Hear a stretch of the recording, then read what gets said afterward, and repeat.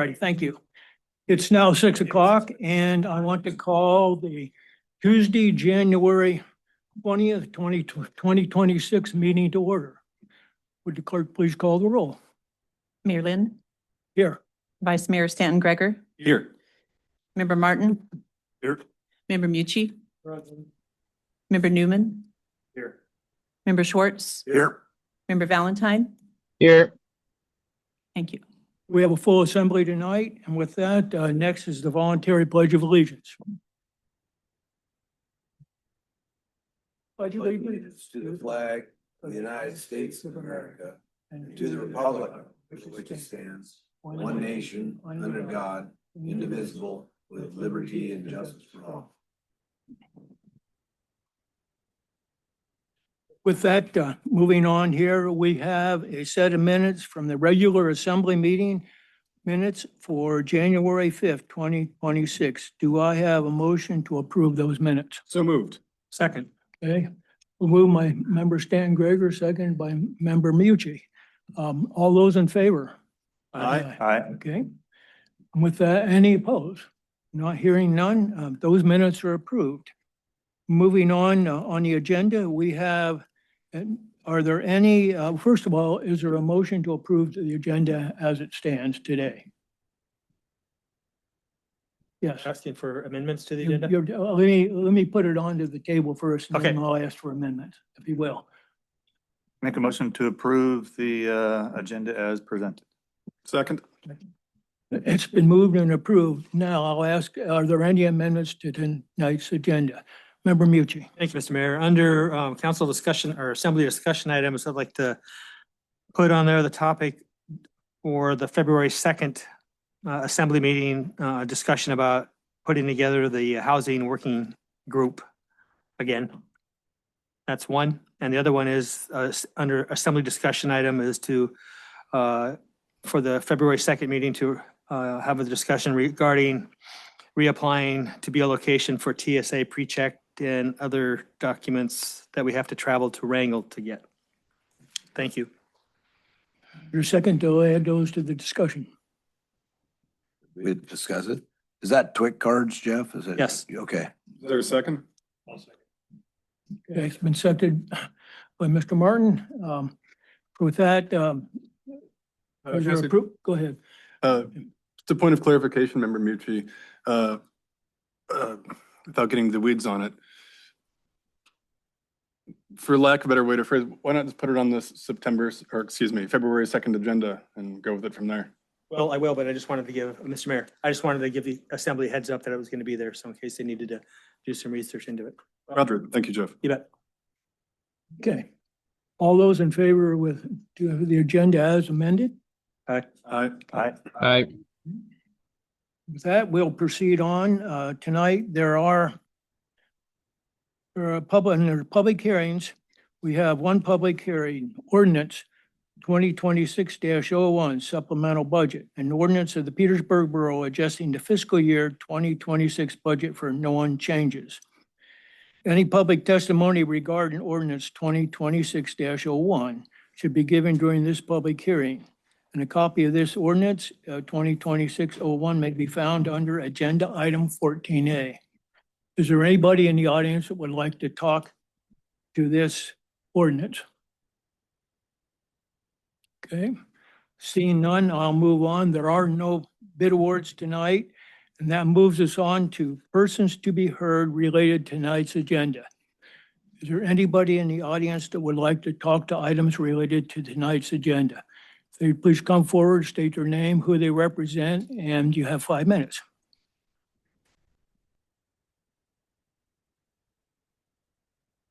Hi, my name's Tom Kowalski. I live on Cornelius, a street right next to Mill Street.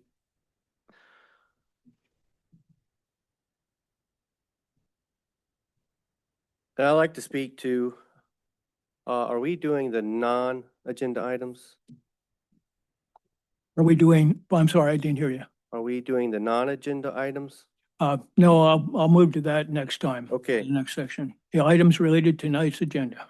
I'd like to speak to the title work session for February 2nd. Sometimes when somebody takes advantage of you or means to harm you, the best thing to do is stop talking to them, get away from them, contact the authorities. So I have some questions for you to consider before deciding whether or not to invite Mr. Cropley into our house.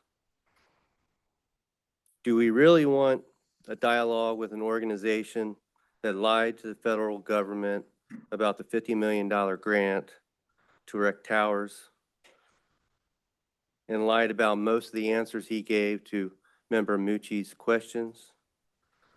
Do we want a dialogue that quickly dismissed all attempts to negotiate the responsible replacement of towers that are in the works at the moment? Their response every time we try to negotiate was, we can't do that, it would increase costs.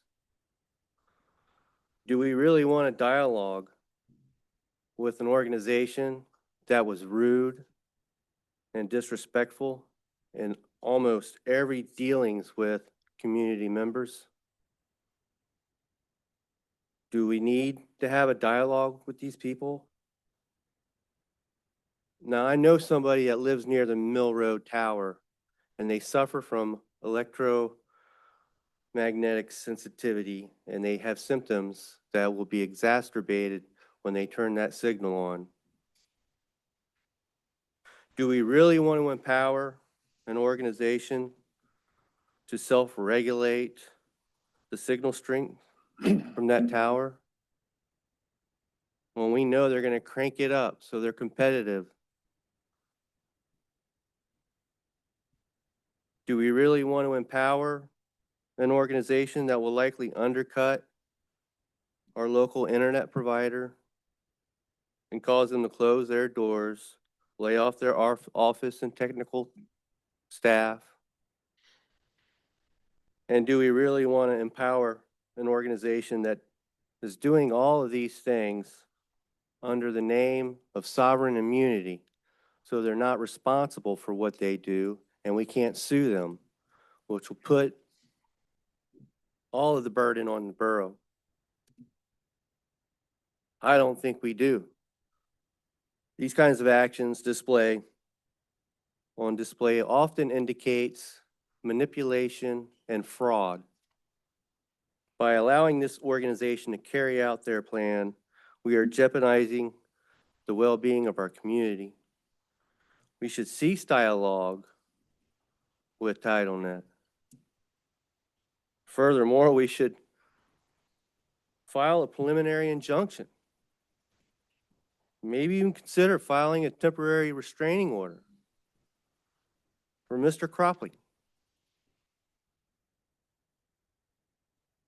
Or at least think about it and have these things in place until we figure out what we want to do. Thank you. Thank you for your testimony. Is there anybody else that would like to talk about items related to tonight's agenda?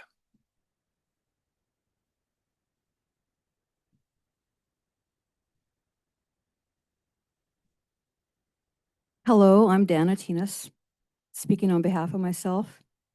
For some reason, our federal government is insistent on minimizing or even obliterating local control over where radio towers can be placed. This issue is much bigger than Tidal Network, though I am glad the Assembly is considering a work session with them. Perhaps you're not aware that in 2021, a federal court ordered the FCC to review and update its safety regulations, which had not been updated for decades, even as the technology has changed exponentially. But the FCC has ignored the order and continues to ignore it. There are about 15 bills in Congress right now that seek to cut municipalities out of any ability to make decisions regarding the placement of cell towers in their own communities. If these bills are successful, then cell tower regulation will only be the first area in which local townships lose their voice. This issue of cell towers is not going away. It is fundamentally an issue of bureaucratic force versus the rights of citizens. Your job as an assembly is to represent and stand for our concerns. I believe the Petersburg Assembly wishes to do this rather than facilitate unwanted strictures of the state and federal government upon us, or even this Trojan horse of cell towers for supposed unserved populations. But it will take a strong spirit to fight back. It will take courage. Thank you. Thank you for your testimony. Is there anybody else that would like to talk to items related to tonight's agenda? Assembly members, I'm Andy Wright of 237 Mitkoff Highway. I'm here representing myself. I really don't want to be here tonight. However, I feel like the message so many of us are trying to send is being lost, misinterpreted, or ignored. Instead of listening to the community, negotiations have accelerated and a fast-tracking dialogue with Title Network persists. I don't want to talk to them. The problem has been lack of effective communication with you. I didn't want to send them questions. What was the point? It just allowed them copious amounts of time to sit down with the best attorneys $50 million could buy and customize answers to promote their own agenda. This is not a good strategy for the city. I am not upset with them. I expected it. This is exactly how big business works. What does concern me is the continuing capitulation to them at the expense of the community who elected you. Nobody is trying to obstruct business. Comments alluding to this are misguided and underscore my comments about not being heard. Questioning the process does not equate obstructionism. I have lived next to the Mill Road for over 30 years. There have been many warehouses and businesses that have existed there. And until recently, I have never questioned this, although on occasions there was discomfort. One time Ray Olson fired up a rock crusher 100 yards from my house. I thought there was an earthquake happening. I didn't run complaining to the city. I went and talked with Ray, and we worked out times that he could operate with minimal disruption to our lives. You know, small town common sense cooperation. I find the conflicting messaging problematic. It seems that the decision-making is heavy on the side of promoting outside business entities at the expense of the business, also known as the city and borough of Petersburg. I have made the run up the Wrangell Narrows hundreds of times, and every time I clear Scow Bay and come up the home stretch, I am treated to the most beautiful and picturesque site, Petersburg. The shoreline of canneries with the swarm of boats, the life surrounding the harbors, all against the backdrop of Petersburg Mountain, Horn Cliffs, and Devil's Thumb. Petersburg is a visual jewel. That site never gets old. It is so remarkable that in meetings held in this very room around 8 years ago, residents told the Forest Service that this view had value, that tourists came from around the world to see it. It is a part of the Petersburg Tourism Business Plan. How much weight was put on this during earlier discussions? The Petersburg Viewshed and Skyline has value. We have spent a lot of energy addressing the Petersburg affordable housing shortage. A year-long study done by the borough, many hours of board meetings and public testimony. And in the middle of all of this, with seemingly no thought put into cause and effect, the way was paved for the construction of a nearly 200-foot tower right over large tracts of both developed and undeveloped residential property, rendering them undesirable for family development. Where is the cohesive planning? It makes no sense. There are dozens of properties affected that equate to the future of Petersburg's economic growth. Where are the sharp-penciled business people when we need them? The most impactful example of questionable business reasoning is the effect eroded property values will have on the community.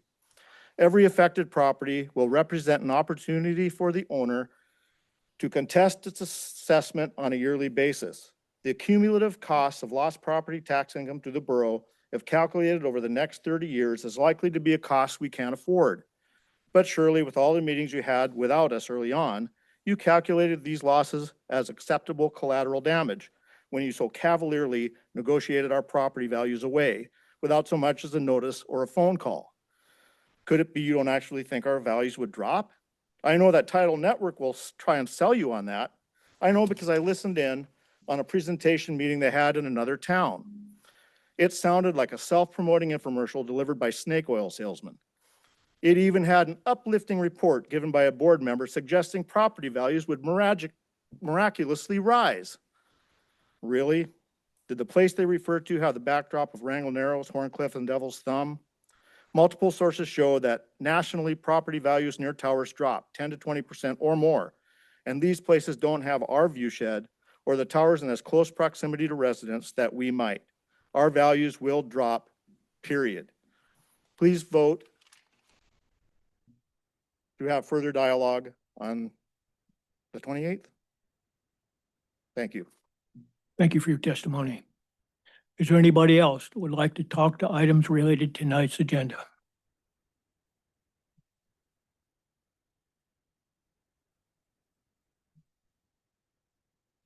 I would like to, my name's Donna Marsh and I represent myself.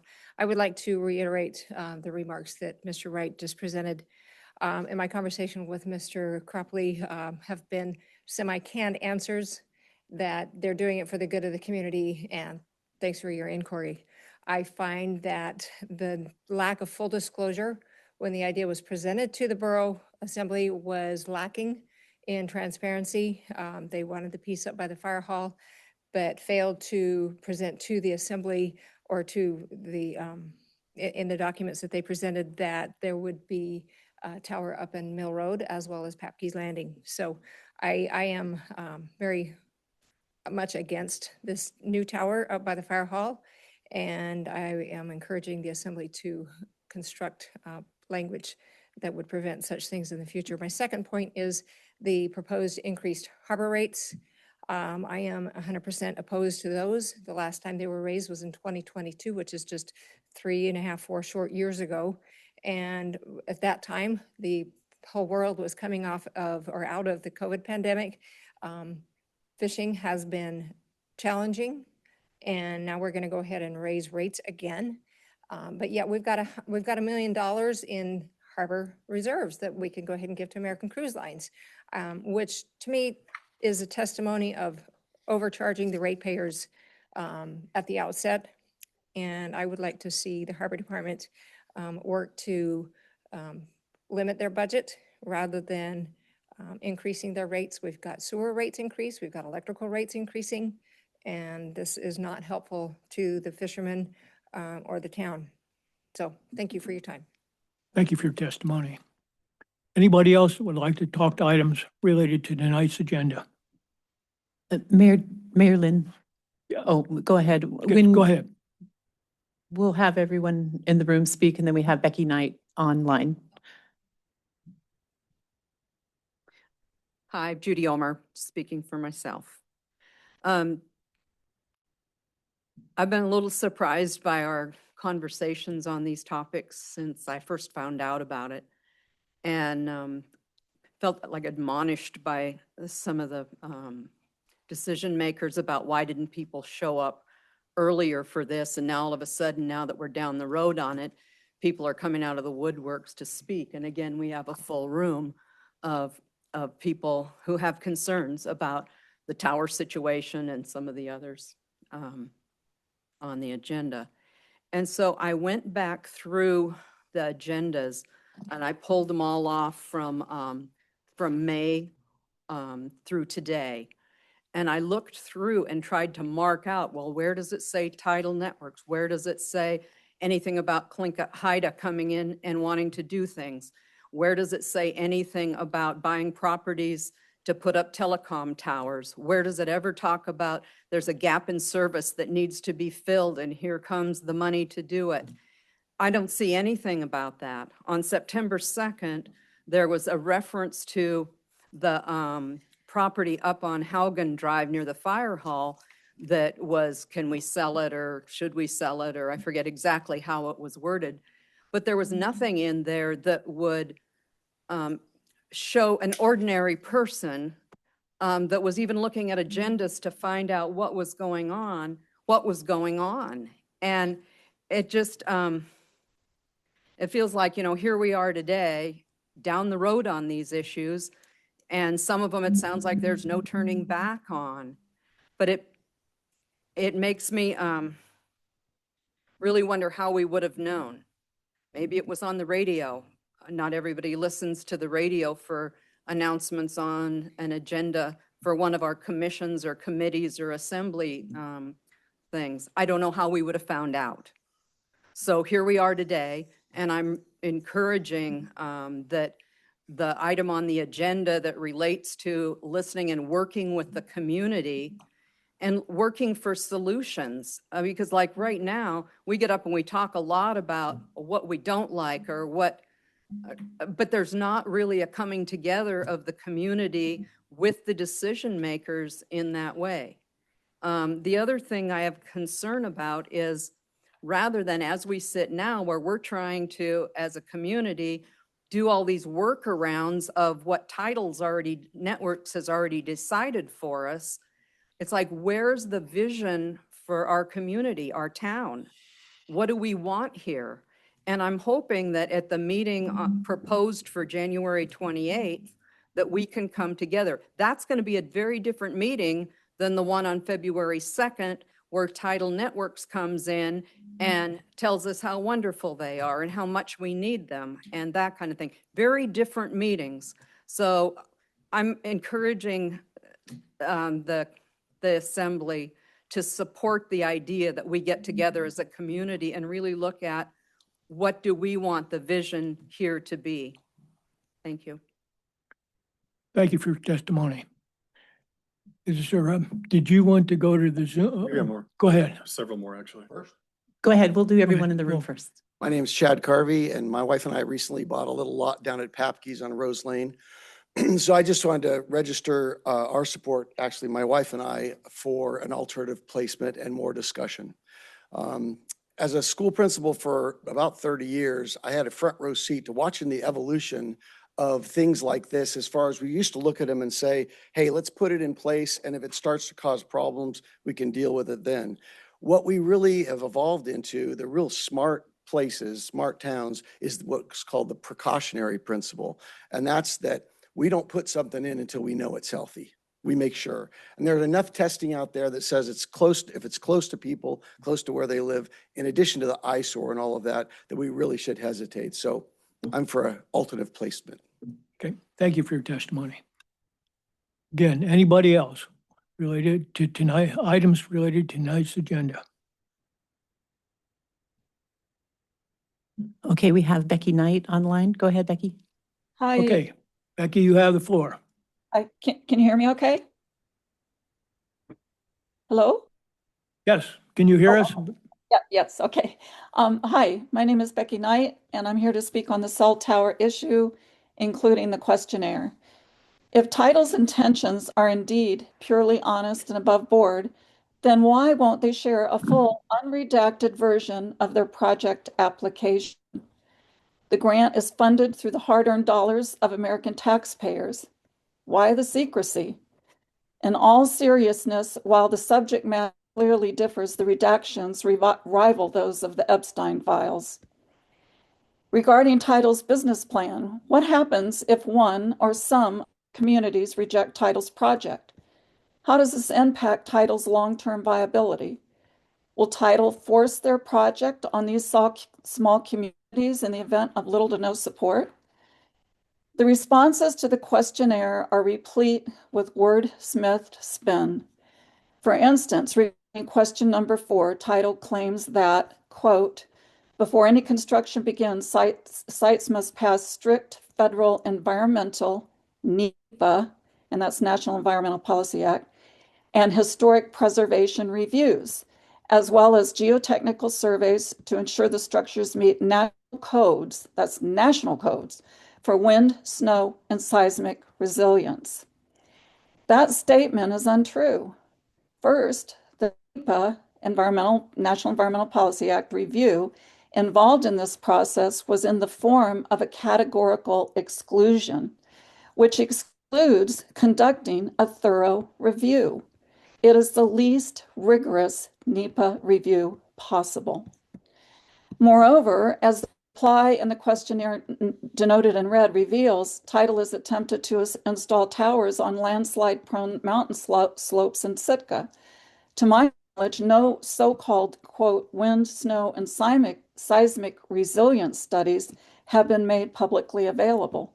Those studies must be publicly disclosed, and especially for the Mill Road site, which was rushed to construction, and any other Southeast Alaska, and any others in Southeast Alaska. Further, many Southeast Alaska tower sites have yet to be selected. So how can such studies be conducted when the location of those sites are unknown? Will the Petersburg Borough be limited to 3 towers, or will there be additional undisclosed sites required? Title is piecemealing its project. NEPA piecemealing, also known as segmentation, is the illegal practice under NEPA of breaking one large federal project into smaller, separate actions to avoid a thorough review for the entire project, thus obscuring its cumulative environmental impacts. The trigger for NEPA is whether a proposed major federal action is determined to significantly affect the quality of the human environment. Title's project certainly qualifies, just by judging how many people are in the room tonight.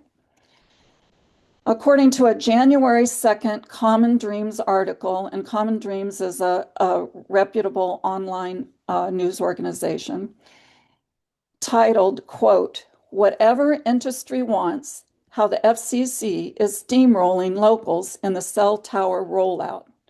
So we aren't alone here. The Federal Communication, and this is part of what they point out, the FCC is poised to release 2 orders that would steamroll states and communities on behalf of the wireless industry. Long in bed with that industry, it will soon eliminate virtually any say locals have in the rollout of new infrastructure. They would render an already weak NEPA process largely meaningless, strip local and state governments of nearly all of their congressionally granted authority, and leave the agency even less accountable to the public. I think this is a testament to what communities in Southeast Alaska are currently experiencing.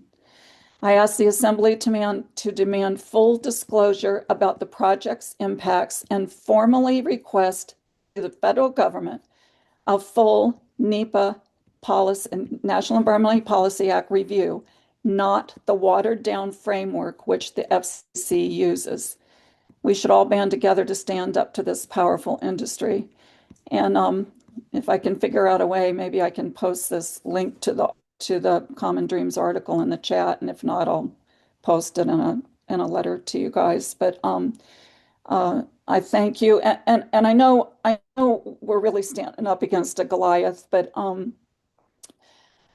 Becky, could you wrap it up, please? yes, I'm just encouraged to get together and protest to the federal government. Thank you. Thank you for your testimony. Anybody else related to items on tonight's agenda? Please come forward, state your name and who you represent.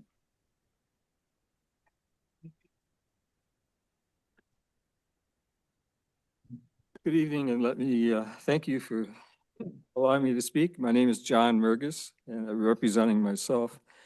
I wasn't sure whether to speak with on the section of items related or unrelated to the agenda, but they blend so much, I think you understand.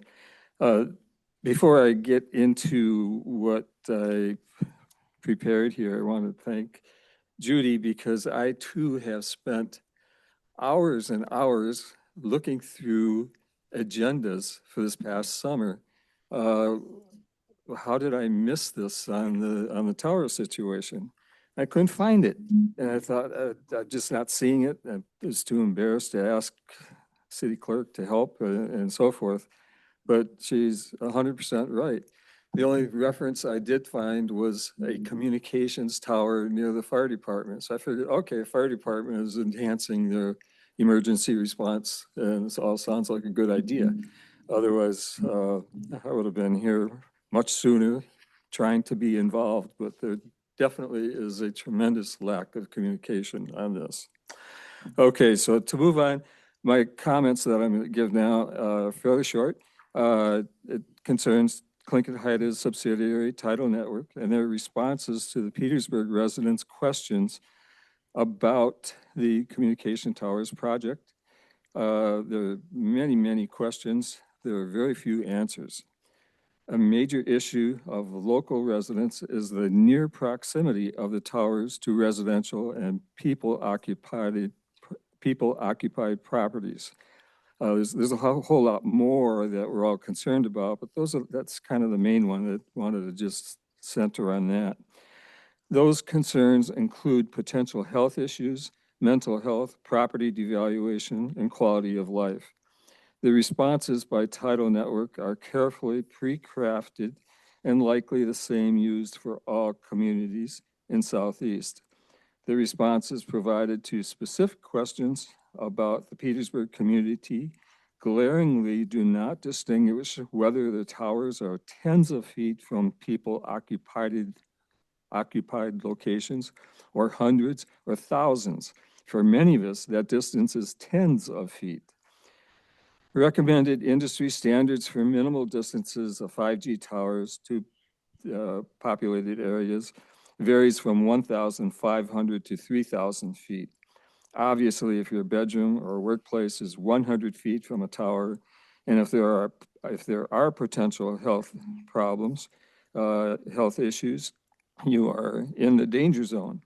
For Tidal Network not to recognize this does not make sense. Concerning property devaluation, Tidal Network states, quote, negligible long-term impact, unquote, from their towers. And again, no difference how close that tower is to your home or work or people populations. It's plain crazy. Does not make sense. The most irritating response is the quality of life subject. And from Tidal Network, I quote, site selection is a precise engineering process.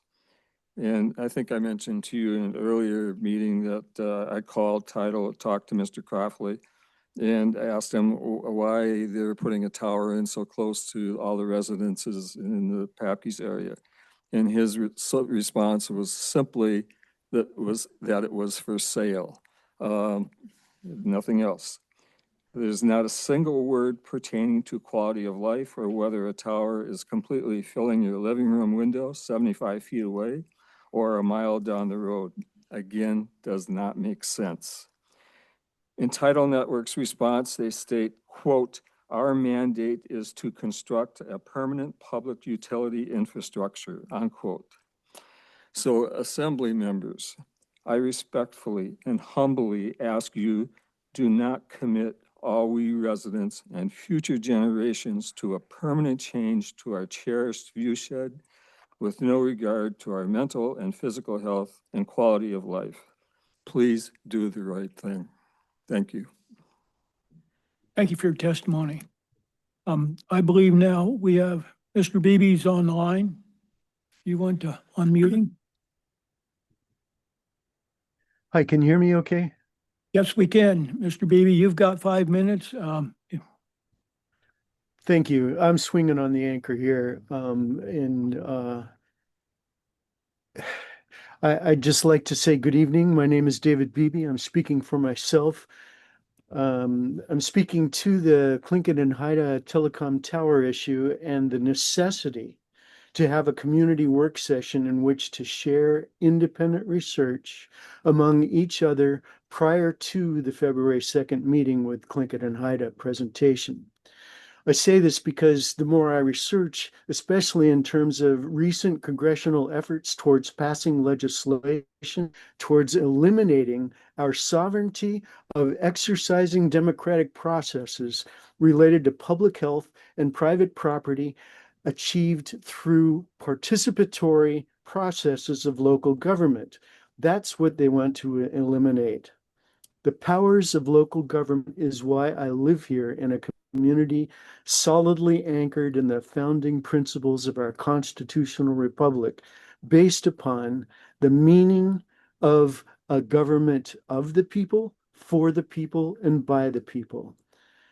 I learned that this because a process is, just because a process is following all of the rules and declared legal doesn't mean it's ethical. That lesson is central to what we have here. When most people hear the word mercenary, they most likely think of a soldier of fortune. That's the noun. But mercenary is also an adjective. It is defined as primarily concerned with making money at the expense of ethics. And that's what we, the people, have here. I urge the Planning and Zoning Commission as well as the borough to table what is going on until everyone understands what is at stake. Trust in local government of and for the people, not for $50 million of corporate welfare. That's precisely what we were warned would occur when Bill Clinton signed the Telecommunications Act in 1996. To pass this now without full representation of all concerns available would require ignoring the regulatory capture of the Federal Communications Commission ever since and all of its cascading consequences occurred over decades. It would require ignoring the illegal actions of the FCC itself, which has been in violation of the courts for the last 2 years. It would require ignoring the fact that the FCC refuses to update public health and safety standards to the latest science findings of the 21st century. More importantly, it would require ignoring testimony based upon entirely reasonable concerns of many constituent property tax-paying residents, by the way, who are directly bearing potential personal impacts of financial and health risks. And it would require ignoring broader impacts upon community well-being and quality of life. That quality of life is perfectly summarized in the Alaskan bumper sticker reminding tourists, relax, this ain't the lower 48. And that's why we choose to make our home here in this remote rural island community. To force the cart of platting authority or legal approval ahead of the plodding horse of public process, public disclosure, and public discussion is also what we have here. What we do know about what's in that cart involves extraordinary claims which require extraordinary evidence, and the horse that's pulling that cart deserves examination. There's an old proverb in the rural South that goes, never look a gift horse in the mouth. Why? Because the mouth of the horse is the first place to quickly assess the health and well-being of the horse. Any examination of looking into this horse's mouth by the borough or the Planning and Zoning Commission would openly confront the ruling corporate dogma. We would risk seeming to be ungrateful by considering the ethics. We would risk losing the possibility of any trickle-down crumbs of corporate welfare. How? By questioning the motives of the gift giver. But let's remember who exactly is funding this gift. Mr. Beebe, could you wrap it up, please? We the people, by way of $50 million of general treasury funds. And who are the primary beneficiaries? Tlingit and Haida, Central Council, and the telecom billionaires in control of commerce and public policy. Thank you for this opportunity to speak. Thank you for your testimony. Is there anybody else who would like to talk to items related to tonight's agenda?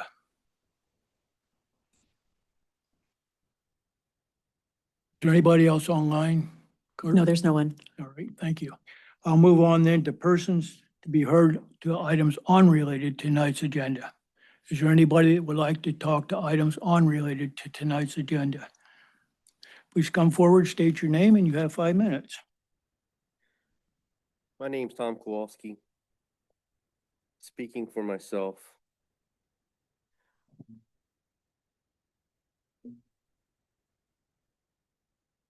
Last week, I sat in on the housing crisis meeting, and I learned about negotiations between the borough and Tlingit and Haida about creating more residential homes and plots.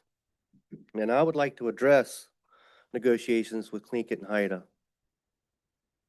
This organization is in dismay. They are struggling financially. They are desperate and their intentions are questionable. And now they have come through a few times on a few things that were good for our community. But recently, this organization is falling apart at the top. And I think that we should cease negotiations until they get their house back together. If you consider that Tlingit and Haida lied about the premise that they used for the $50 million grant to erect communication towers in Petersburg, they justified the need was to provide infrastructure and internet service to the unserved Native communities on tribal lands. The tower on Mill Road is in no way, shape, or form in a Native community, nor are we unserved. We have GCI, AT&T, Starlink, and we've already fronted the cost for the Starlink. So, and nor does the industrial lot on Mill Road constitute tribal lands. Furthermore, Mr. Cropley states that satellite services are often excluded from the served definition, but what title is actually putting up is satellite service to provide to the unserved. Now, if they told the feds they plan on using the $50 million to build a startup company for the sole purpose of generating income while driving established, reputable providers into the ground, reducing property values, reducing the quality of life of people around the towers, while exploiting their sovereign immunity clause to avoid any responsibility for the lies they tell the communities that drink their Kool-Aid, do you think they would have been given that money? Because that's exactly what they did. This is the same organization whose president is under investigation for physical and sexual abuse by several women. The same organization with a faction of its members calling for the removal of several board members for wasting money and mismanaging their funds. In fact, their leader was recently in DC begging Sea Alaska for $5 million. And he said if he didn't get it, he'd have to start laying employees off. They said no. He then turned to Murkowski and asked her for $13 million. And it sounds like she's not interested. So I think it'd be best for our community if we just hold off on negotiations with Tlingit and Haida until they get their house in order.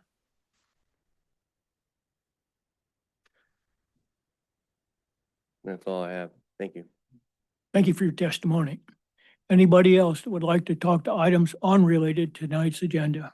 Please come forward, state your name and who you represent. Yeah, I'm Martin Susort, and I live on 136 Kings Row.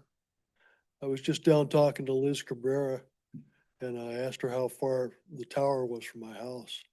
1,000 feet or less. And I was surprised to find out from my neighbor that there was a tower going in on Mill Street.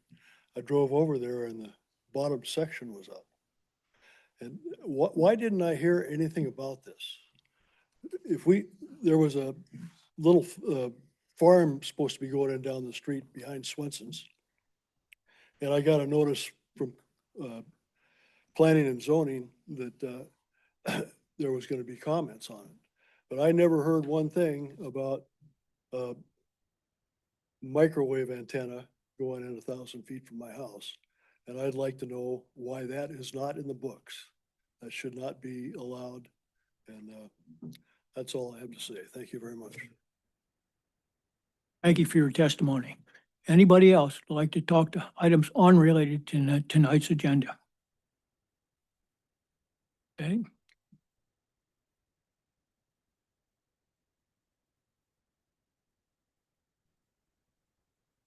My name is Jackie Tyson, and I would like to address the distance that cell towers are supposed to be from residences.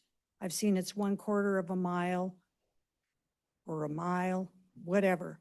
Anyway, 200 feet, I've told you guys this before, 50 feet from John Baird's house, 75 feet from my daughter's bus, 200 feet from my house, Judy Omer's maybe 400 feet. It's not safe. And the things that happen, I would like you fellows to look at what happens when you're exposed to 5G.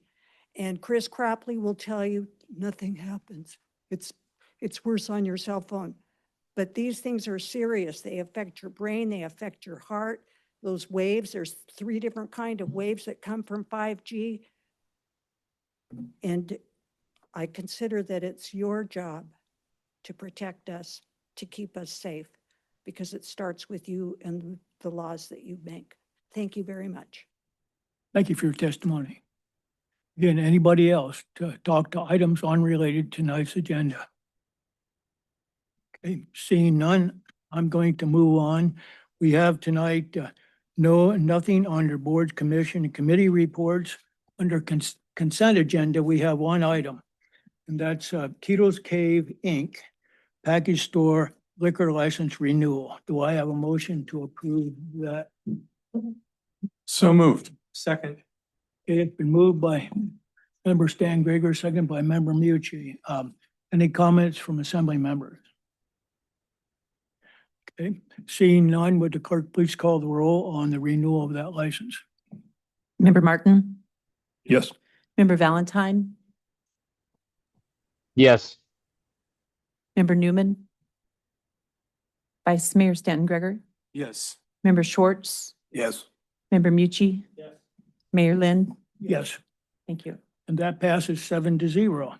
Moving on, under reports of other officers, we have a report on the Blind Slough Owners Dam Safety Plan. Utility Director Hagerman will present information regarding the owner's dam safety plan and the emergency action plan for the Crystal Lake Dam. Per FERC guidelines, this information must be presented to the Assembly every 2 years or after new Assembly members are elected. So with that, Mr. Hagerman, you have the floor. Thank you, Mr. Mayor. As you just described, we do have a license through the Federal Energy Regulatory Commission to operate our dam and hydroelectric facility at Blind Slough. And it is a recommendation that I talk to the owners of that facility on an annual basis, or when new members are elected, to inform you about your responsibilities, as well as what the utility is doing to help you meet those responsibilities. Next slide, please. So today I'll be talking about the owner's dam safety plan and the emergency action plan at Blind Slough. Next slide, please. There are other plans that we have to maintain as a utility. The public safety plan is a plan that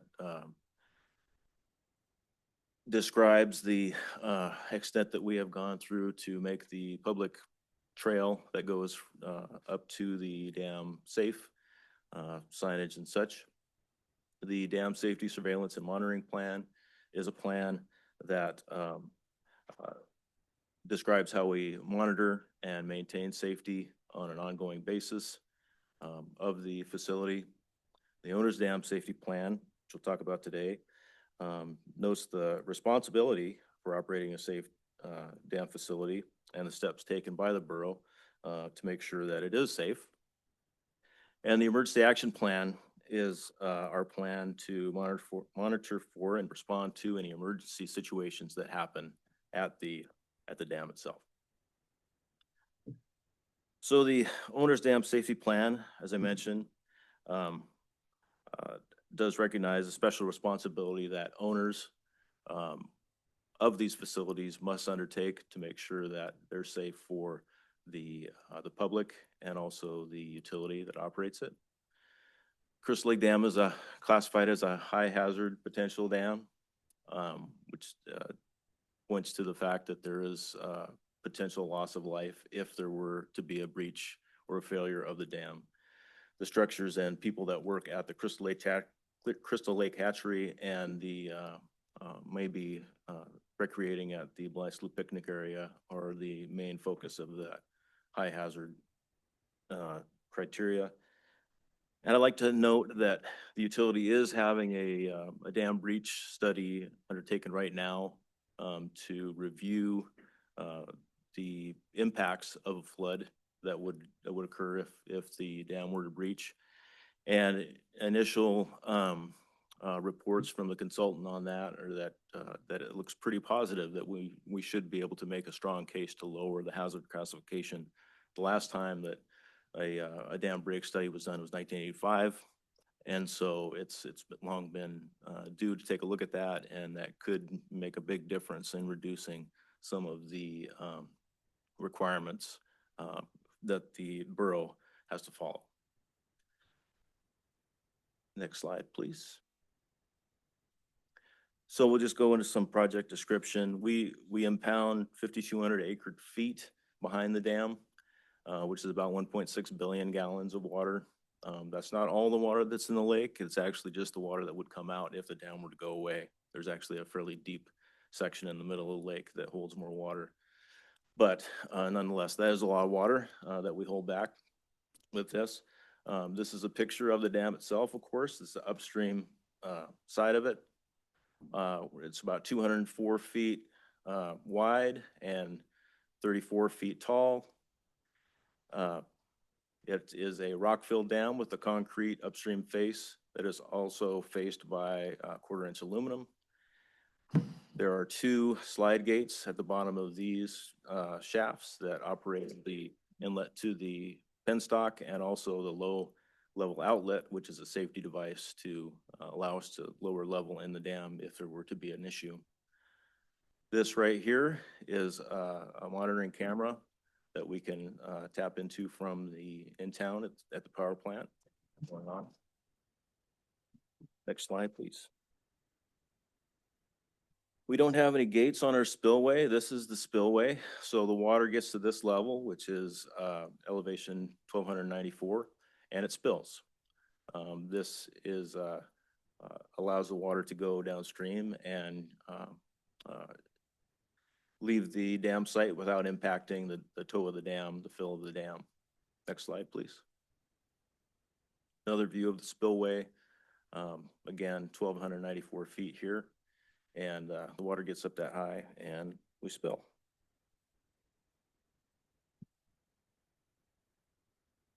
This is a good view, overhead view of the dam itself. You can see the rock fill here. This is the spillway. So we start spill here, it comes down and follows the toe of the dam down to this area and on down the hill if we do spill. This is the valve house. In that structure, we have electronic equipment we use to monitor the dam, the lake level. Very important. There is a over velocity valve in here that will shut the pipeline down if there is an uncontrolled release of water. The low level outlet pipe is right there, and that is where we would open up over here to decrease the level in the lake if we had to. And this is the pump back system, which collects the seepage from the dam and pumps it back into the penstock so we can use that water for producing power at the bottom of the hill.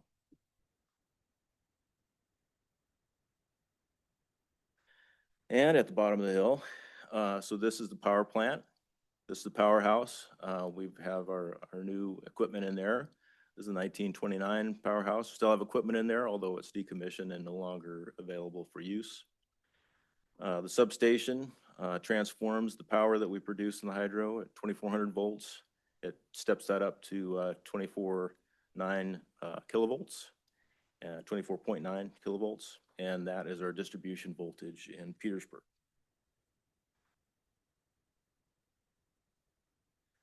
And again, an overhead view of this is the powerhouse here, the substation. This is emergency storage pond for the hatchery. And this is where Crystal Creek, which is a natural drainage from Crystal Lake, where it ends up at the bottom of the hill. There are pumps here that they use to feed the hatchery when we are not supplying them with water. Our license requires us to provide water to the hatchery from our tail race. And if the turbine isn't running, we have a system that bypasses the powerhouse, still provides them water from our pen stock. If that is down though, they have to rely on this emergency storage pond. And the housing for the hatchery is over here. Blind Slough picnic area right there.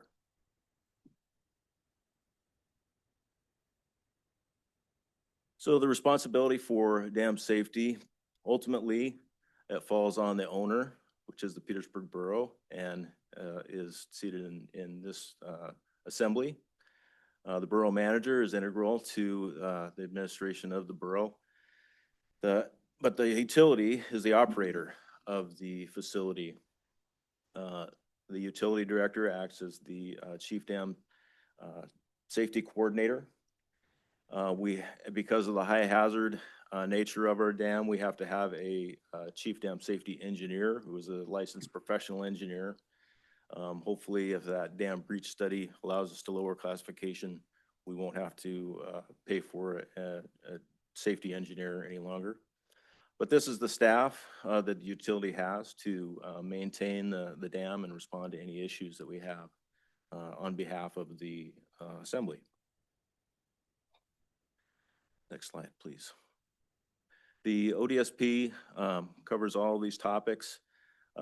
Dam safety training for staff so they know what to look for and make sure that things are safe. Communications and reporting, how to communicate issues that we have with the dam and how to report those correctly to FERC and to the public. The records that we must keep to show that we are doing a good job here. There's a focus on continual improvements of the dam and the monitoring of it to show that we take it seriously. And the utility does that work, but the assembly does approve budgets on an annual basis that make that possible. And then every 5 years, there is the need for an audit of the ODSP, again, based on the high hazard classification of the dam.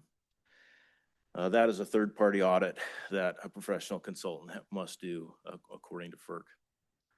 And 2026 is the next year that we may have to do that. So the ODSP does establish safe practices and outlines the responsibility for dam safety at Blind Slough.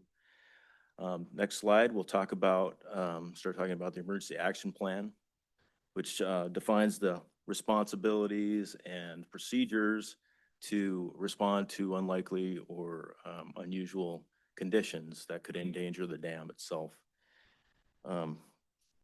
Next slide, please. So our plan notes 3 different scenarios to respond to: a non-failure, a potential failure, and an imminent failure. And there are different procedures for each one of these.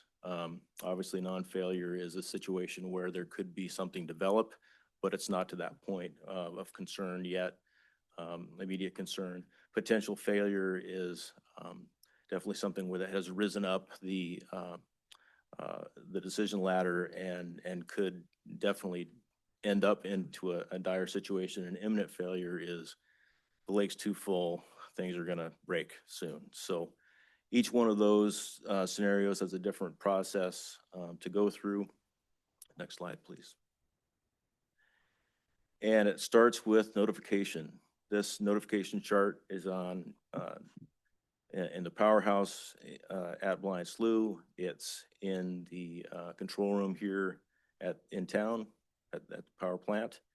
And it's in every emergency action plan copy, where there are many spread out for people that are affected or agencies that are affected.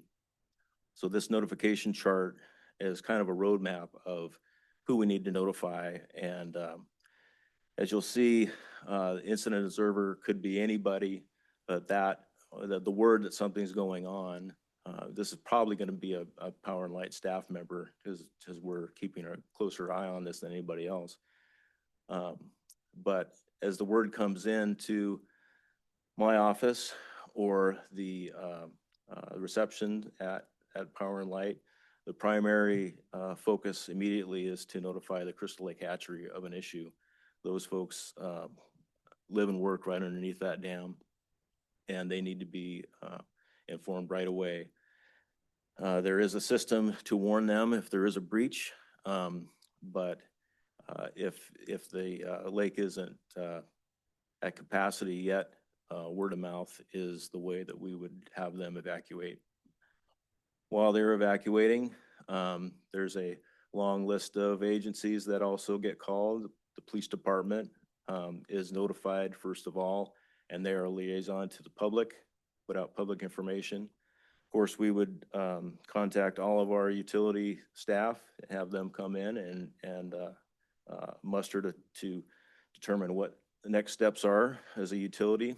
State trooper is called, inform them. The borough manager is also informed, and he becomes a liaison. His office becomes a liaison to other government agencies.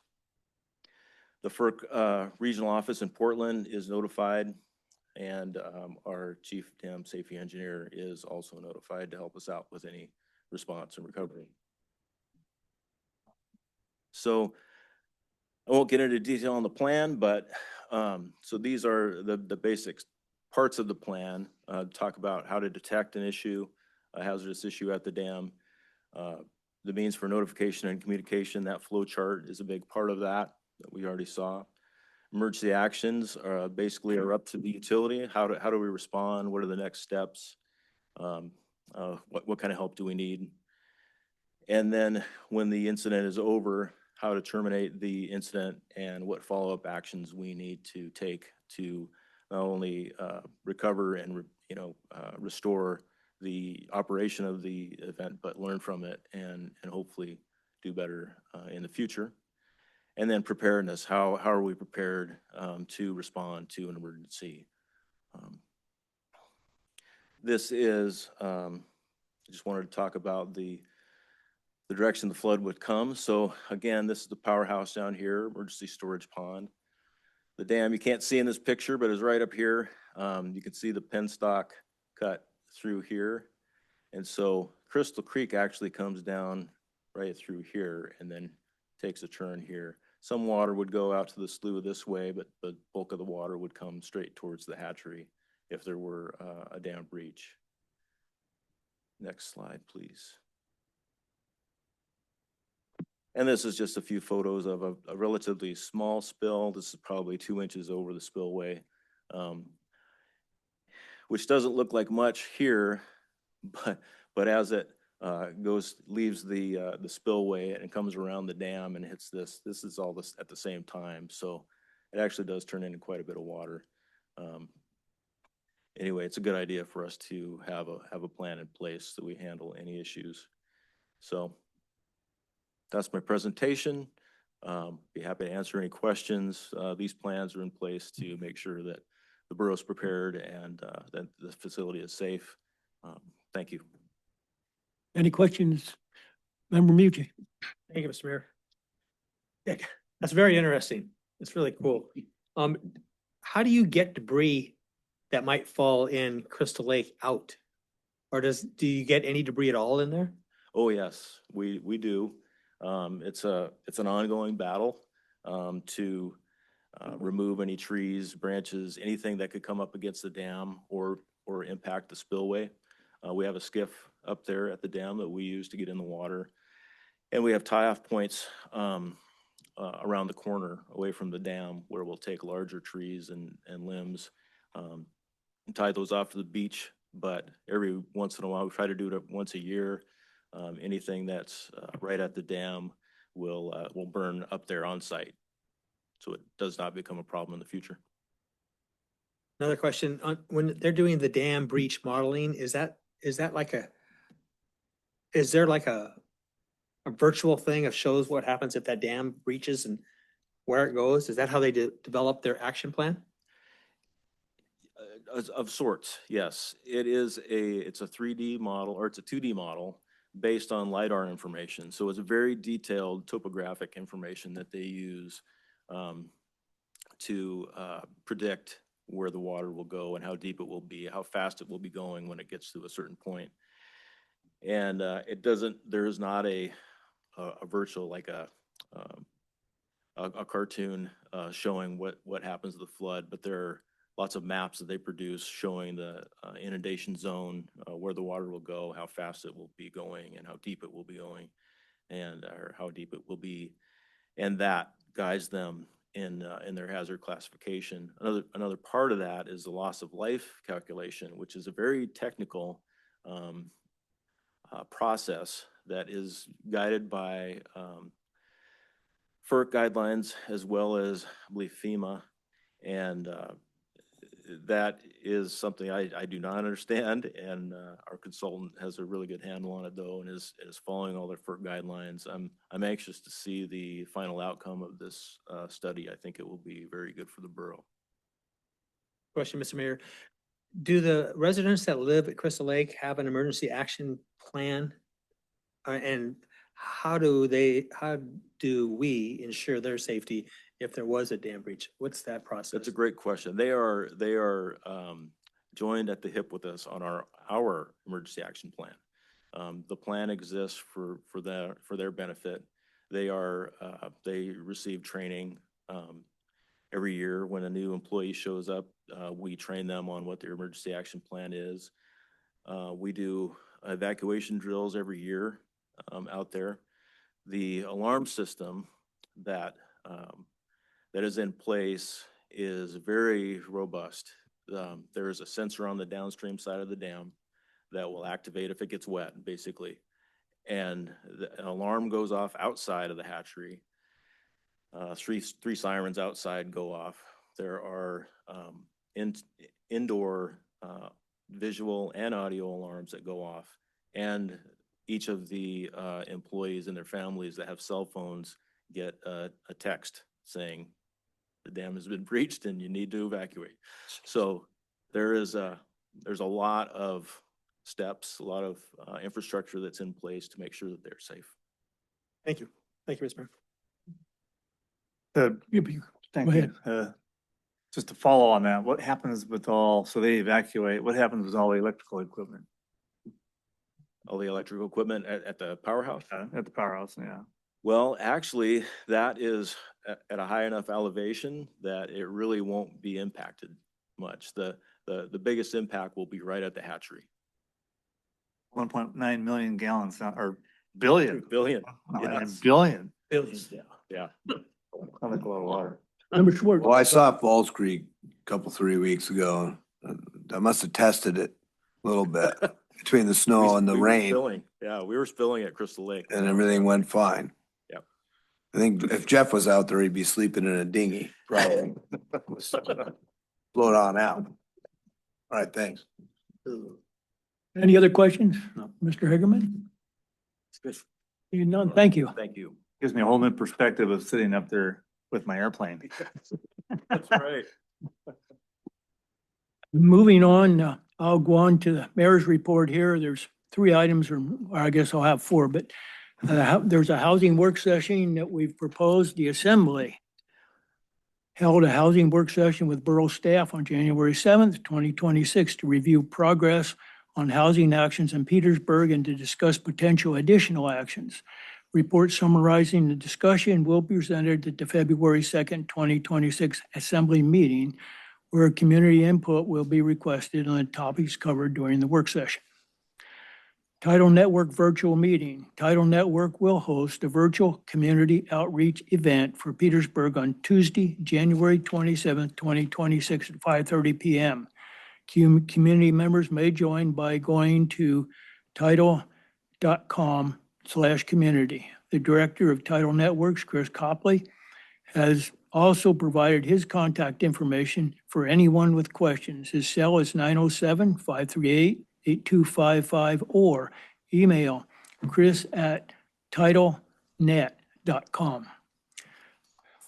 Seeking letters of interest. The Petersburg Borough is accepting letters of interest from citizens who wish to serve the community by filling one vacant seat on the Public Service Advisory Board until the October 2026 municipal election.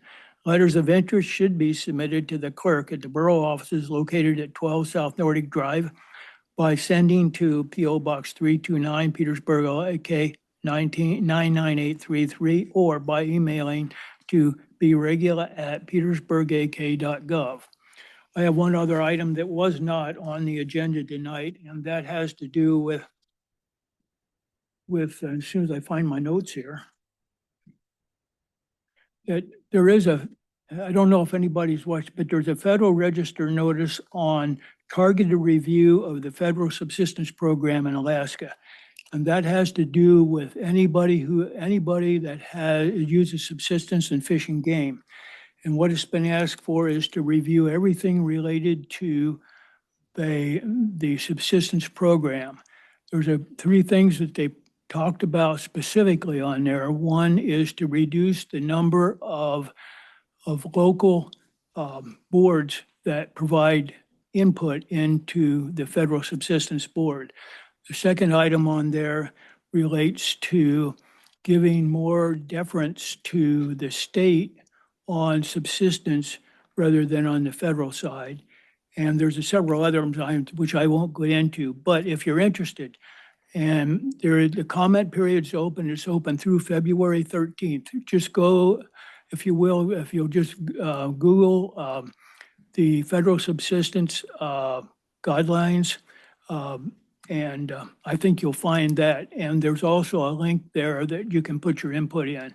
But it has some significance, I think, for the future here of subsistence around Petersburg and Alaska about who controls subsistence uses. And that's all I have, and I'll move that on to the manager. Thank you, Mr. Mayor.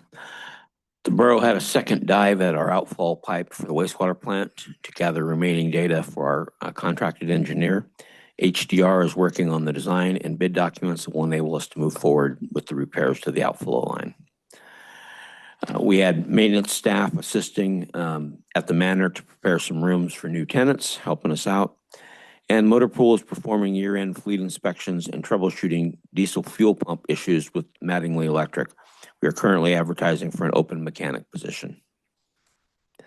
With recent rainfall totals, we observed elevated levels of organics in the water from the Cabin Creek Reservoir, which the plant successfully treated using standard protocols. During a recent period of extreme cold, the Clearwell had to be drained to repair several pinhole leaks, highlighting its deteriorating condition and the urgent need for replacement. When the Clearwell is offline, the baler loses access to both domestic and fire suppression water, creating a significant operational risk. Power and Light staff has completed erecting the temporary Scow Bay Generator 2 shelter and has installed heaters and lights in the enclosure. Generator is protected and will be ready for construction in the summer of 2026. Dawson Construction and EPS are moving forward on initial value engineering concepts for the Scow Bay Generator 2 building. 65% design is scheduled to be completed by the end of February. Power and Light staff recently assisted Parks and Rec and Mattingly Electric to help troubleshoot and access the breakers at the Aquatic Center. And as you heard from Carl, Crystal Lake is full and spilling due to rain and snow and warmer temperatures. The department continues to maximize output of the hydro with plentiful water. Glow wants to recognize her entire staff who worked hard this past month, keeping up with the snow removal and communicating well with boat owners and boat watchers. It really paid off well with minimal issues concerning boat sinkings and damage to the facility. The library has expanded passport service hours to better meet community demand. Current information is available at the library's website.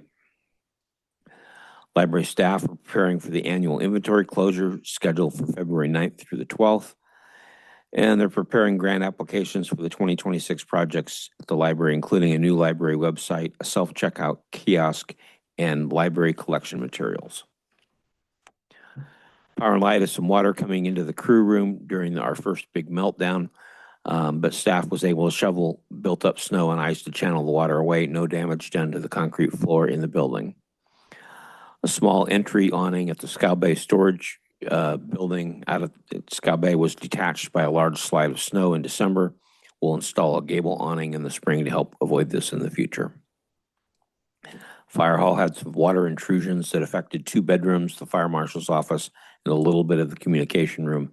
This was due to an ice dam that allowed water to get under the tin of the compound roof. The damage was mostly directed to the carpet and ceiling tiles, with anything of importance being spared. We continue to have some longstanding issues with the garage doors at the apparatus bay at the fire hall. The springs and cables generally are the problem, but the two doors are showing signs of issues with the motors. Also, we do have issues with the building foundation settling, which caused some of the sheetrock to crack in places. The volunteer fire department has an EMT 1 class scheduled for January 25th through March 16th. Interested persons should email Aaron Hankins at ahankins@petersburgak.gov or call the station. Parks and Rec would like to thank Darby Mattingly and Power and Light for their assistance with the Aquatic Center power outage. The Aquatic Center outage was a result of excessive water draining from the roof onto the electrical panels below, saturating the main breaker. A new breaker will be purchased as a backup and an awning built over the panel to reduce chances of it happening again. Parks and Rec will host a drill conductor course in partnership with MC on Saturday, February 2nd from 8 to 7. Register on the MC website, stop by Parks and Rec, or to speak to Stephanie Payne for more information. The course is free to commercial fishermen and is a U.S. Coast Guard approved training requirement for commercial vessels. There'll be a swim assessment for youth swim lessons at the Aquatic Center on Tuesday, January 27th during parent-taught swim at 6:30 p.m. Check with Parks and Rec for more information. Need first aid certification? Contact Stephanie Payne at Parks and Rec to get scheduled for a course. And the police department continues to have reoccurring water intrusion issues when snow starts melting on the borough roof. We have a leak that drips into the area between dispatch and booking. PD will continue to work with building maintenance to find a potential solution. We've been asked by an assembly member and some members of the public to bring up the issue with local vehicle headlight, tail light concerns. The PD is addressing the issue through traffic stops and warnings. If the issue is not correct, the next step would be results in a citation. Officers recently had some difficulty conducting traffic stops due to the amount of snow along the roadway edges, limiting safe turnaround options. Petersburg Police Department does fingerprinting for several businesses in the community which does include childcare locations. We did try a few years ago to make our location where people can get their fingerprinting done for TSA pre-check, CITA badging, and other services, but were declined by the federal government entity that approves the locations. Their reason was Juneau and Wrangell provide the services, and from their perspective, we're in the middle of the two and within close proximity. I'm not sure they understand there's water between us, but anyway, we tried several years ago and did not get anywhere with that. Anyway, that's it, unless there's questions. Any questions for the manager? Member Mucci. Thank you. Thanks for the report, Steve. The diesel fuel pump issues, is that a diesel pump that pumps diesel to the trucks, or is that a truck problem? Not a truck problem. Okay, it's the actual it's- dispenser Yes. of the diesel fuel. Yes. Is the new position about the mechanic, is that a new position or a vacant position that we're Vacant trying to position. fill? We promoted. He started? So our motor pool mechanic are going to be taking on the electrician job at Power and Light. So it's all good. My last comment here is that I wanted to publicly thank everybody for all the work they did up at the community gym and the aquatic center. It was great the way it all turned out. Thank you. Any other questions for the manager? Seeing none, I think let's take a 5-minute break and break to about 7:25 here.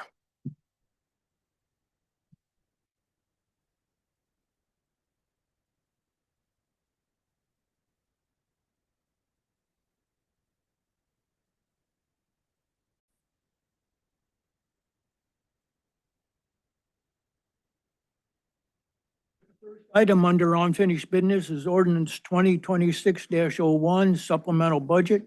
An ordinance of the Petersburg Borough adjusting the fiscal year 2026 budget for no changes. This is the second reading.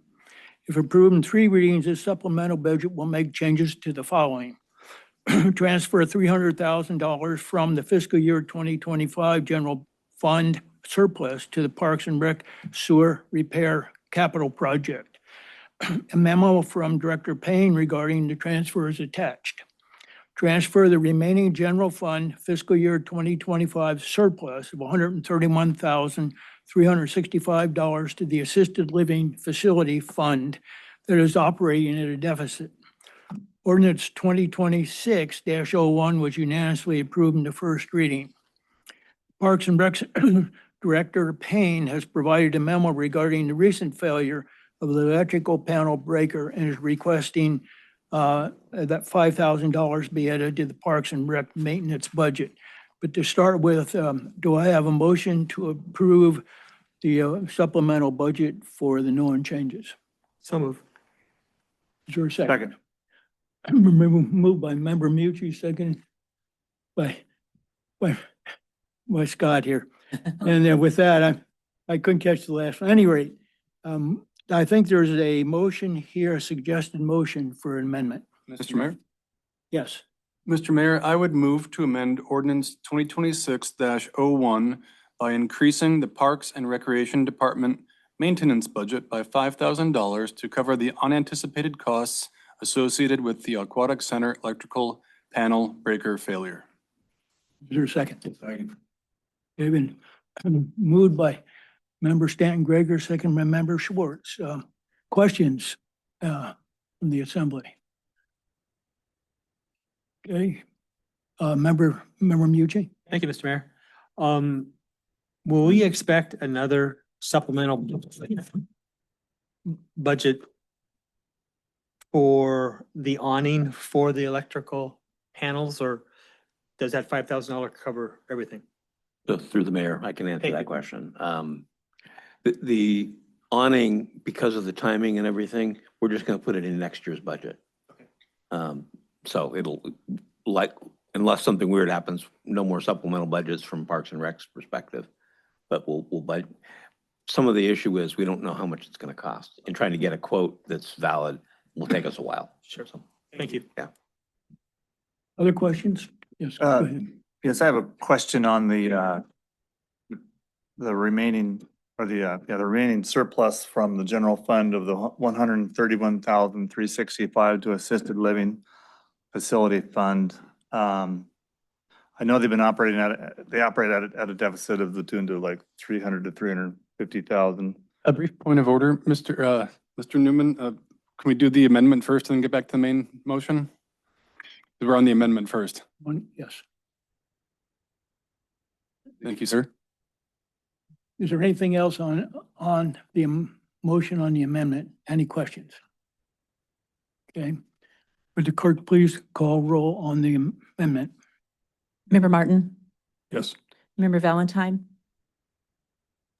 Yes. Member Schwartz, Yes. Member Newman, Yes. Mayor Lynn, Yes. Member Mucci, Yes. Vice Mayor Stanton Gregor. Yes. Right. Now I'm back to the main motion. Now, Member Newman. Point well taken. Thank you. Question I have was the 131,365 to assisted living. Is that, that's from last year's budget then? And then going forward, I'll jump just- in, and then Jody's gonna answer the Okay. tough question. Thank you. Assisted living continues to run a deficit, a lot more than the 131. It's just we have the money, so we'll put it there and help make that happen. Jody can answer more with the rest of the second part of your question. So every year, the Assembly approves some budget and financial policies. And one of them is that we try to keep between 4 and 6 months of operating reserves, or the general fund, the current general fund 4 to 6 month target range is 4.1 million to 6.1 million. And at the end of fiscal year 25, the general fund's current unrestricted fund balance was more than that. They actually had a surplus of $431,000. And so one of the other budget policies is that we take that surplus and transfer it to the property development fund. And instead of going directly to the property development fund with the surplus, because we're over that target range, we decided to go straight, but instead of going to the property development fund and then transferring it from there to the aquatic center, just to transfer it straight to the aquatic center. And then the remaining of it, we propose to the assembly to just put it towards the assisted living fund.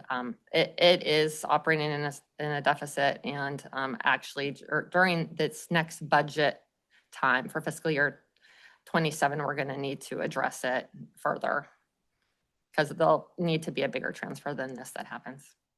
Thank you for the clarification. Yeah. Other questions on the main motion? Would the clerk please call the roll on the main motion? Member Schwartz, Yes. Member Mucci, Yes. Mayor Lynn, Yes. Vice Mayor Stanton Greger, Yes. Member Martin, Yes. Member Valentine, Yes. Member Newman. Yes. Thank you. Okay, and that passes unanimously. Moving on to new business, in ordinance 2026-02, an ordinance of the Petersburg Borough Assembly vacating a portion of the 7th Street right-of-way and authorizing conveyance of the vacated area to the borough to be consolidated with adjacent lot block 275 to create a lot suitable for residential development. This is the first reading. If approved in 3 readings, ordinance 2026-02 would allow the borough to combine the vacated portion of the right-of-way with block 275 to form a single parcel for future housing. The Planning Commission report is attached to this agenda item. And I believe the Planning Commission voted in favor of it. Do I have a motion to approve ordinance 2026-02? So moved. Second. Okay, moved by Member Mucci, seconded by Member Newman. Discussion. Okay, hearing none, would the clerk please call the roll on ordinance 2026-02? Vice Mayor Stanton Greger, Yes. Member Martin, Yes. Member Valentine, Yes. Member Newman, Yes. Member Schwartz, Yes. Member Mucci, Mayor Lynn. Yes. And that ordinance passes unanimously. Next item is ordinance 2026-03, an ordinance amending Petersburg Municipal Code, Chapter 14.20, entitled Municipal Harbors, to increase harbor fees. This is the first reading. If approved in 3 readings, ordinance 2026-03 will increase harbor moorage and use fees effective March 1, 2026. And attached to this document lays out all the changes in the fee schedule. Do I have a motion to approve 2026-03? So moved. Second. Okay, moved by Member Stan Greger, seconded by Member Mucci. Discussion. Member Stan Greger. Thank you, Mr. Mayor. I've read over this ordinance. Takes 3 readings. We'll be voting yes. Look forward to hearing more from the public. But if possible, I would like to hear from the harbor master, if you would so care to just kind of, more so for those listening at home, how you came up with this and why it makes sense right now, if that's okay, Gloria Ann. You bet. Thank you for the opportunity. It's definitely not the best part of the job, raising rates. We try really hard to live within our means, and I think we do a good job. If you remember, our last rate increase was in April of 2022, and we'd push that down the calendar just because of COVID and all those things. So here we are 4 years later, and what we're doing is proposing a modest 10% increase, just really towing the line on keeping up in line with expenses that have come upon us, all sorts of things like utility rates, which we all know we're going through. Material supply costs are all going up due in part to what's happening on the bigger stage. And just to remind people that the harbor is an enterprise fund. We don't get any breaks from fellow departments, so to speak, other than they are very, very good supporters of the harbor.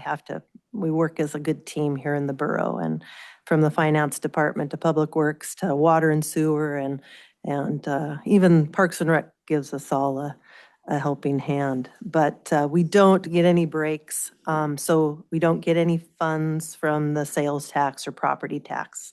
So it really comes down to revenues that we propose and get from our customers. So our policy is to use those funds to cover the daily operations and the annual maintenance. So that's what this will do. We're anticipating costs to go up, and we know that we're going to have an employee probably rate increase, and much needed. And so to anticipate that for the next coming years, we tend to do this not annually, but try to do it every 4 or 5 years. So it's people can anticipate, as well as my staff can build and do billing that isn't always moving. As Mayor Lynn pointed out, there's a lot of moving parts. There's a lot of fees that are going to see a increase. And so if we're doing that constantly every year, it would be, I feel like it would be a turmoil. So that's why we tend to do it this way, and it seems to work out pretty well. We do have an upcoming one big project that we have proposed a municipal harbor match grant for, waiting to hope to hear that the legislature will fund the municipal harbor match program, and hopefully we'll get a 50% return on what we asked for to replace 4 finger floats on Sea Float that were originally the old Middle Harbor. When we built the South Harbor in 1984, we took over 10-year-old floats that now have a 10-year jump on the rest of the harbor. So it's we want to replace those, but we will be using harbor enterprise funds for those rather than annual income. And yeah, the harbor enterprise is healthy. We try and keep ahead of that by socking away. Most of the raw fish tax that comes our way goes into that, as well as any funds that we haven't spent throughout the year. We have the benefit, again, of being an enterprise fund. So we're not in the situation where if you don't use it, you lose it, that the general fund departments are. So we have the luxury of, if we don't spend it, we sock it away. Jody invests it on our behalf, and we have a pretty healthy revenue source for that, for big projects. So that's about it. If there's any comments or questions, again, just a member, Stanton Grader, pointed out that we have public hearing at the next meeting, and so people can come and voice their support or opposition for this. So thank you. Thank you so much for that, Gloria. Member Mucci. Yeah, thank you, Mr. Mayor. As I understand it, there's $4 million in the harbor reserves. And we have money from the raw fish tax fund that goes into those reserves as well. Is there any way to give the ratepayers a break by using either that raw fish tax or that part of that $4 million reserve to make things not as expensive? Sure, you bet. We could do that and subsidize, so to speak, that. But I would, that's not the way we've operated. That's not our policy. I would hope that we think long and hard about just managing our fund for future projects. We've got some big things coming down the line. South Harbor is probably the biggest looming project. It was built in 1984. Those floats are showing wear and tear. We're doing this project on Sea Float that I expect will give us an example of how we will replace that entire harbor when it needs to be in small increments that we can afford. So that's what those funds have been used for, is larger projects. But yep, up to you to decide which direction you want to go. Okay, Member Mucci. Yeah, thank you. It just seems counterintuitive to build up an enterprise fund reserved off ratepayers' rates when we hear it all the time, or I hear it all the time, that rates just continue to go up and up and up. And I understand that we need to pay our bills, but I get the feeling that the community's struggling with rates, between harbor rates, sewer rates, water rates, and electrical rates. And is there any way to lessen the blow to consumers by using some of those reserves or raw fish tax? And what would it take to do that? We have, help me out here, Jody. Every year we have a depreciation number that is in excess of $2+ million that the auditors would really like to see us set aside annually. So we don't come even close to anticipating having enough money available if we had a catastrophic, or even, I have to remind you too, it was in 2006 is when we took over ownership of these harbors. So we're still in the honeymoon phase, I would say, for owning one of the largest facilities in our entire community. And having to maintain and plan for replacement is a real thing. And if before decisions like this should be made, I think we need to have maybe a conversation with the harbor board that was elected by the public, and they went along with this. They could see the value in this modest increase to just take care of the daily O&M and make sure that we continue to have a healthy reserve for big projects. Could I just note one thing? $500,000 of that 4 million is set aside for harbor dredging, the dredging study, the Army Yeah. Corps. Yep. Yeah, so that's not all just available to spend. Member Valentine. Thank you, guys. Can you hear me? Yes, we can. Go ahead. Thank you. Thanks, Glo, for all that information. And of course, sitting here and looking at the numbers, and this is a very large sheet, right? And so I struggle too, because I want to be able to support the guys who are mooring their boats here instead of choosing somewhere else to go. And there's things on this that I like and I don't like. I don't super love that we have to raise the rates for our boat owners, but there are other things in here that I do like. For example, the commercial fees, the transient fees are going up.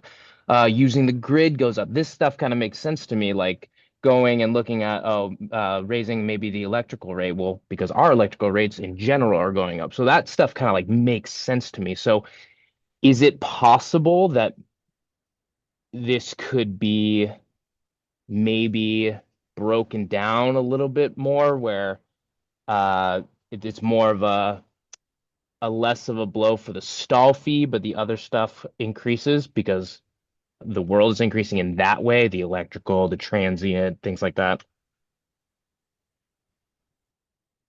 The harbor Thank you, master. if you can hear. Yeah. Yeah, sure. Those things that have been cleaned up and that we've proposed, the things you've mentioned are really small potatoes. That's not going to do much for the daily operation. The biggest thing that we have, of course, in any department is employee wages. And that's something that, realistically, if you wanted to save money or not do an increase, then you'd start cutting employees. And I definitely would advocate against that, because I think we just saw a winter where it was really important to have 24-hour service. And so, yeah, if you want to, you can go through and I suppose cherry pick the things that you feel would help. But, I'd also encourage you to compare other harbors. I think we're right in line. I don't like to be the most expensive girl to the prom, so we aren't the highest, but we also don't want to be the lowest as well, because that does attract a certain clientele that that would come here because rates are cheaper. And so it's a fine line, and but it's really up to you to set those. Okay, thank Does that you. answer your question, Yeah, it does. Member Thank you, guys. Valentine? Thank you. Okay, Member Newman. Thank you. So I'd like to say that, I've had a boat I don't have a boat anymore, but I did have a boat, sold it last May, and had a boat for decades. So I've seen this where she doesn't raise it for, 3 or 4 years, and then she raises it, and it's kind of a shock. So the last time it was raised was in 2022, which is more than 3 years ago. And a 10% increase, that comes to about just a tad more than 3% a year, which I would venture to say is less than the rate of inflation lately. So I think this is pretty reasonable, and I feel like we all need to support our harbor, and I will be voting for this. Thank you. Other questions? Member Schwartz? Just comment. I've probably listened more than I've spoken on this one from the fleet. We all run in different circles, and I happen to run in that circle. And no, they're not excited about a rate increase. What's kind of amazing to me is there's a level of respect for our harbor master's position and Glorianne, and they know it's a tough job. If there's one group that understands inflation and the cost of things, it's the fishing fleet. Not necessarily fish prices, but the cost. I know what an $800 oil change is. I understand that part. It's difficult to vote in favor of it, but I understand it. I understand, and I appreciate the 2 stalls I have year round.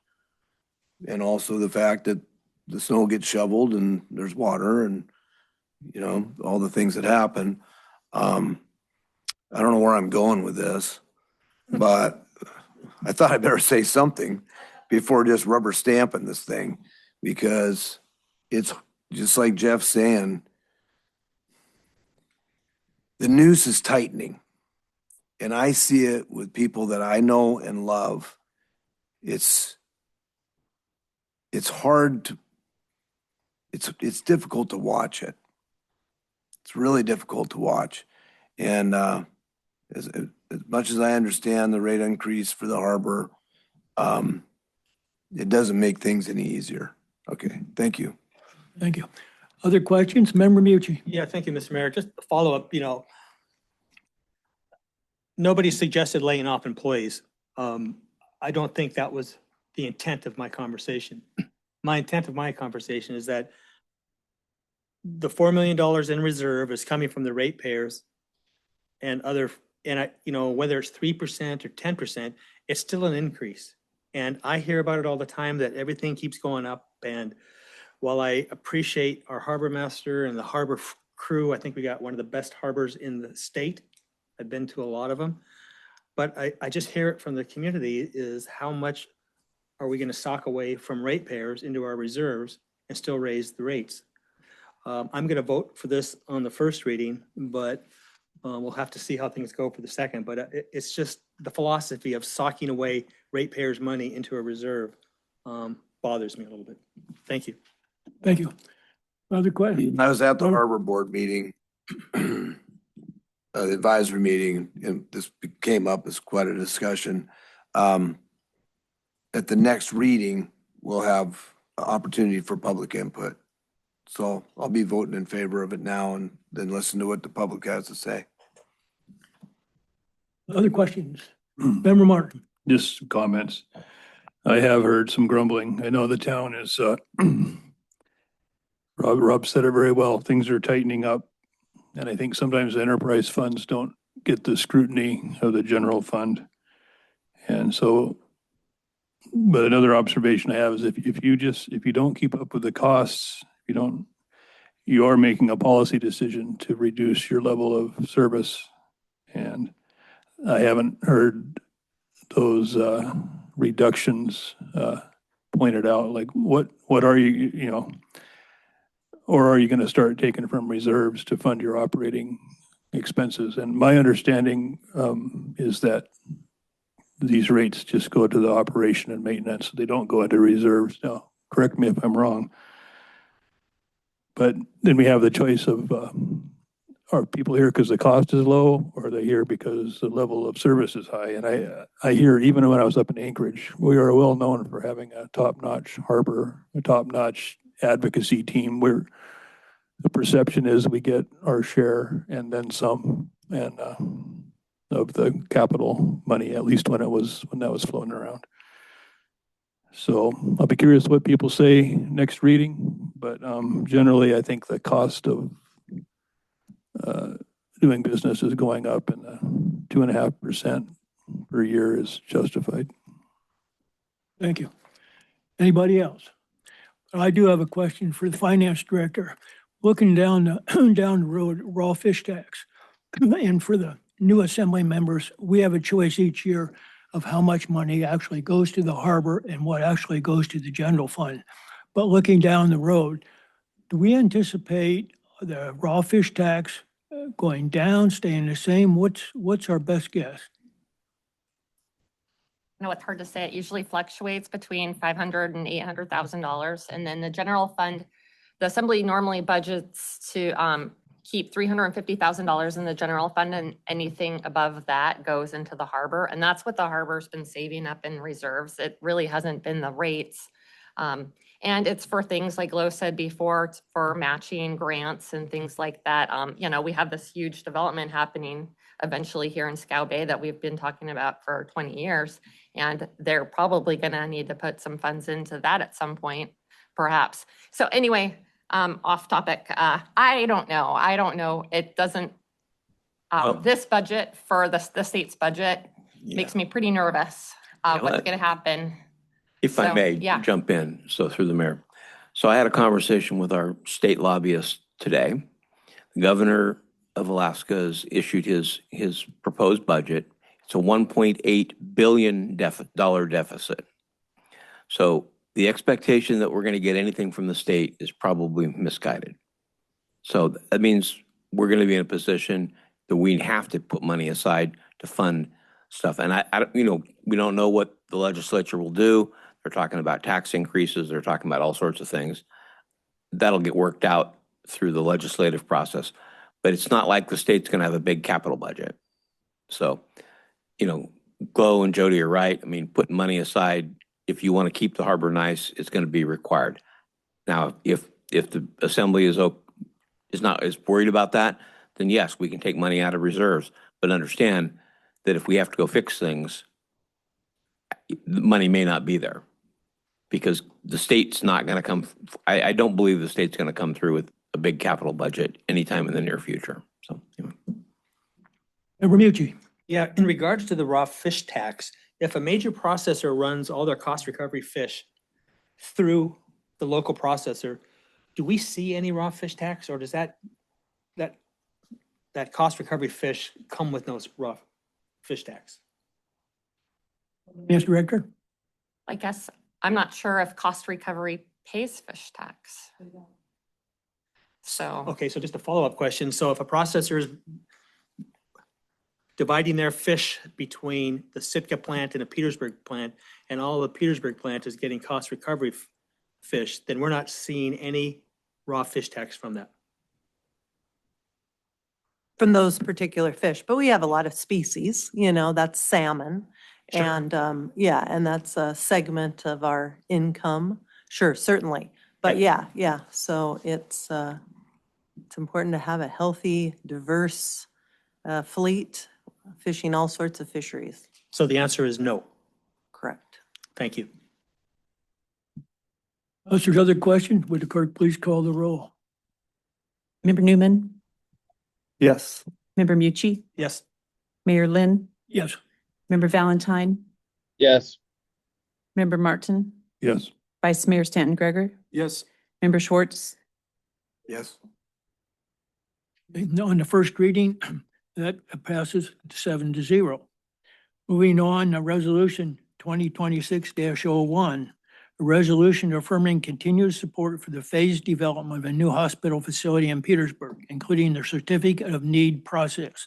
If approved, Resolution 2026-01 will reaffirm the Assembly's support for Petersburg Medical Center's phased hospital development, including current construction plans and compliance with the state certificate of need process. Do I have a motion to approve the resolution? So move. Second. Okay, moved by member Mucci, second by member Stanton Greger. Member Mucci. Thank you, Mr. Mayor. We talk about the certificate of need, and I know that's where we're waiting to get the MRI machine up and running. How do we influence our representatives or whoever within the state government that we really need to get this certificate of occupancy? What's the process for doing that?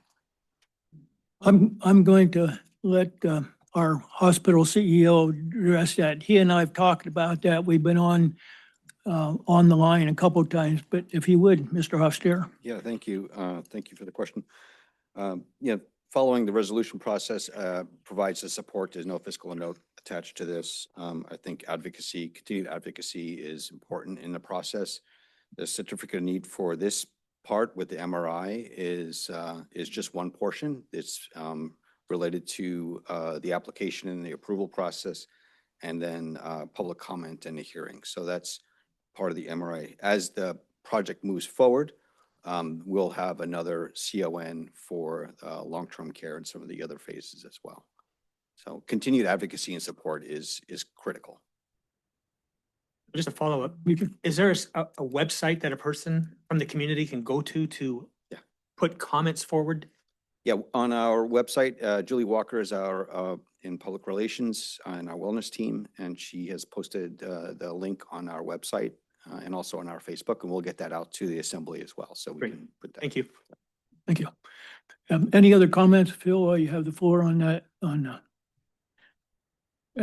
the certificate of need? There is a time frame on it, and that's why it's on the Yeah, agenda. Right. It's just to update the status of the phases in the process. But yeah, there is a time frame on this. That's And yeah, I think it's what, 30 days? right. February 4th is the hearing, and then after that it closes, and then we have we await the approval. Yeah. Thank you. Thank you. Member Stanton Greger. Thank you, Mr. Mayor. No questions for Phil. Just want to be clear that I think this resolution is very appropriate for us as the assembly to pass, showing our support for the medical center's phased hospital development. I'll be glad to be voting yes. Thank you. Thank you. Any other comments? Okay, thank you. Would the clerk please call the roll on the motion? Member Schwartz, Yes. Member Mucci, Yes. Mayor Lynn, Yes. Member Valentine, Yes. Member Newman, Yes. Member Martin, Yes. Vice Mayor Stanton Greger. Yes. That passes 7-0. Moving on, we have, the next item is consideration of diesel generation adjustment charge for December 2025 billing period. The Assembly is asked to consider implementing the diesel generation adjustment charge for the December 2025 billing period. This adjustment would recover unanticipated costs incurred during the periods of peak demand when diesel generation was required. A memo from Utility Director Hagerman is attached, and there is a motion, a suggested motion, if somebody would like to make that motion. Mr. Mayor, I would move to apply the diesel generation adjustment charge to the December 2025 utility billing. Okay, is there a second? Second. Okay. We said, let me see, I think it was Member Stanton Greger's motion and Member Newman seconded. Discussion. Member Mucci. Thank you, Mr. Mayor. My questions were going to be kind of similar to the harbor rate increase. Are all the communities involved with our power generation paying the same surcharge? Through the mayor, so it may not be the same surcharge, but it is, all of the member utilities on the SEPA system do have diesel generation adjustment in their code. And so is that a yes, all the rest of the communities are implementing rate increases? They have the ability to. I do not know if they are as a result of the recent cold snap. So my question, Mr. Mayor, is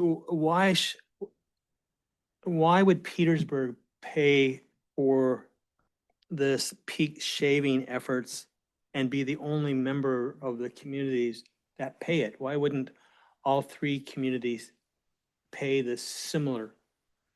You know, for me, and it's similar conversation with the reserves. If we have $3.2 million in the electrical utility, that's there. I don't know if it's all there from rate increases, but, and again, I keep hearing from community members that everything keeps going up. And like it was mentioned earlier, the noose is getting tighter. And it just seems unfair to me. And I know I keep telling my kids life isn't fair, but it seems unfair to me that Petersburg would be the only community paying this increase without the other communities paying, if we're all in this intertie together. Mr. Mayor, may I jump in? Please. So first of all, our system is in better shape than either of the other two communities. So just as a general, and we purposely do that. We want, people don't like power outages. So keeping the system in good shape helps for that. As far as the surcharge goes, we can't control what other communities do. I mean, so what we do control is coordination with them as far as running diesel to backstop the really cold weather we had. So if Wrangell chooses not to charge it, they're choosing to absorb the cost. I'm just making as an example. Petersburg is saying, we don't want to absorb the cost because we will, you know, you talked about the balance in power and light. That's about half of what it should be right now. I mean, the minute we're done with this Scow Bay generator, we need to start a whole new project that's going to run 3, 4 million, 5 million. Okay, sorry, not a lot of money. We don't have the money right now because we just don't. So I understand people's concerns. We're all having to pay higher bills across the board. We've got tariffs that are impacting steel and aluminum and all sorts of other. It's not going to be easy. The assembly's going to have to make some tough choices. We charge the surcharge because it's the right thing to do and it's in our ordinance to basically charge when we have to run those diesels. And unfortunately, it got really, really cold this year. And so we had to share that diesel load with Wrangell and Ketchikan. You know, down the road, when we've had years where it's not an issue. But anyway, Carl or Steve. If I may jump in there. Remember, we're way above SEPA power was sent to us. We maxed out. All three communities were way above what they can actually provide. So what came to the community then is that Carl had no choice but to add diesel generation or to actually have some kind of a reserve or some kind of a rolling blackout of some sort to do it. There was no other choice. So he chose to do that. The difference in cost, and I won't have this quite right, is about 60 cents a kilowatt hour versus about 9.2 cent wholesale cost of kilowatt hour. That's a significant difference. And Carl and I looked at that. There was a plan between us and Wrangell that to provide for that diesel generation. They ran a day, we ran a day. So they provided our needs for a day, we provided their needs for a day or thereabouts and beyond.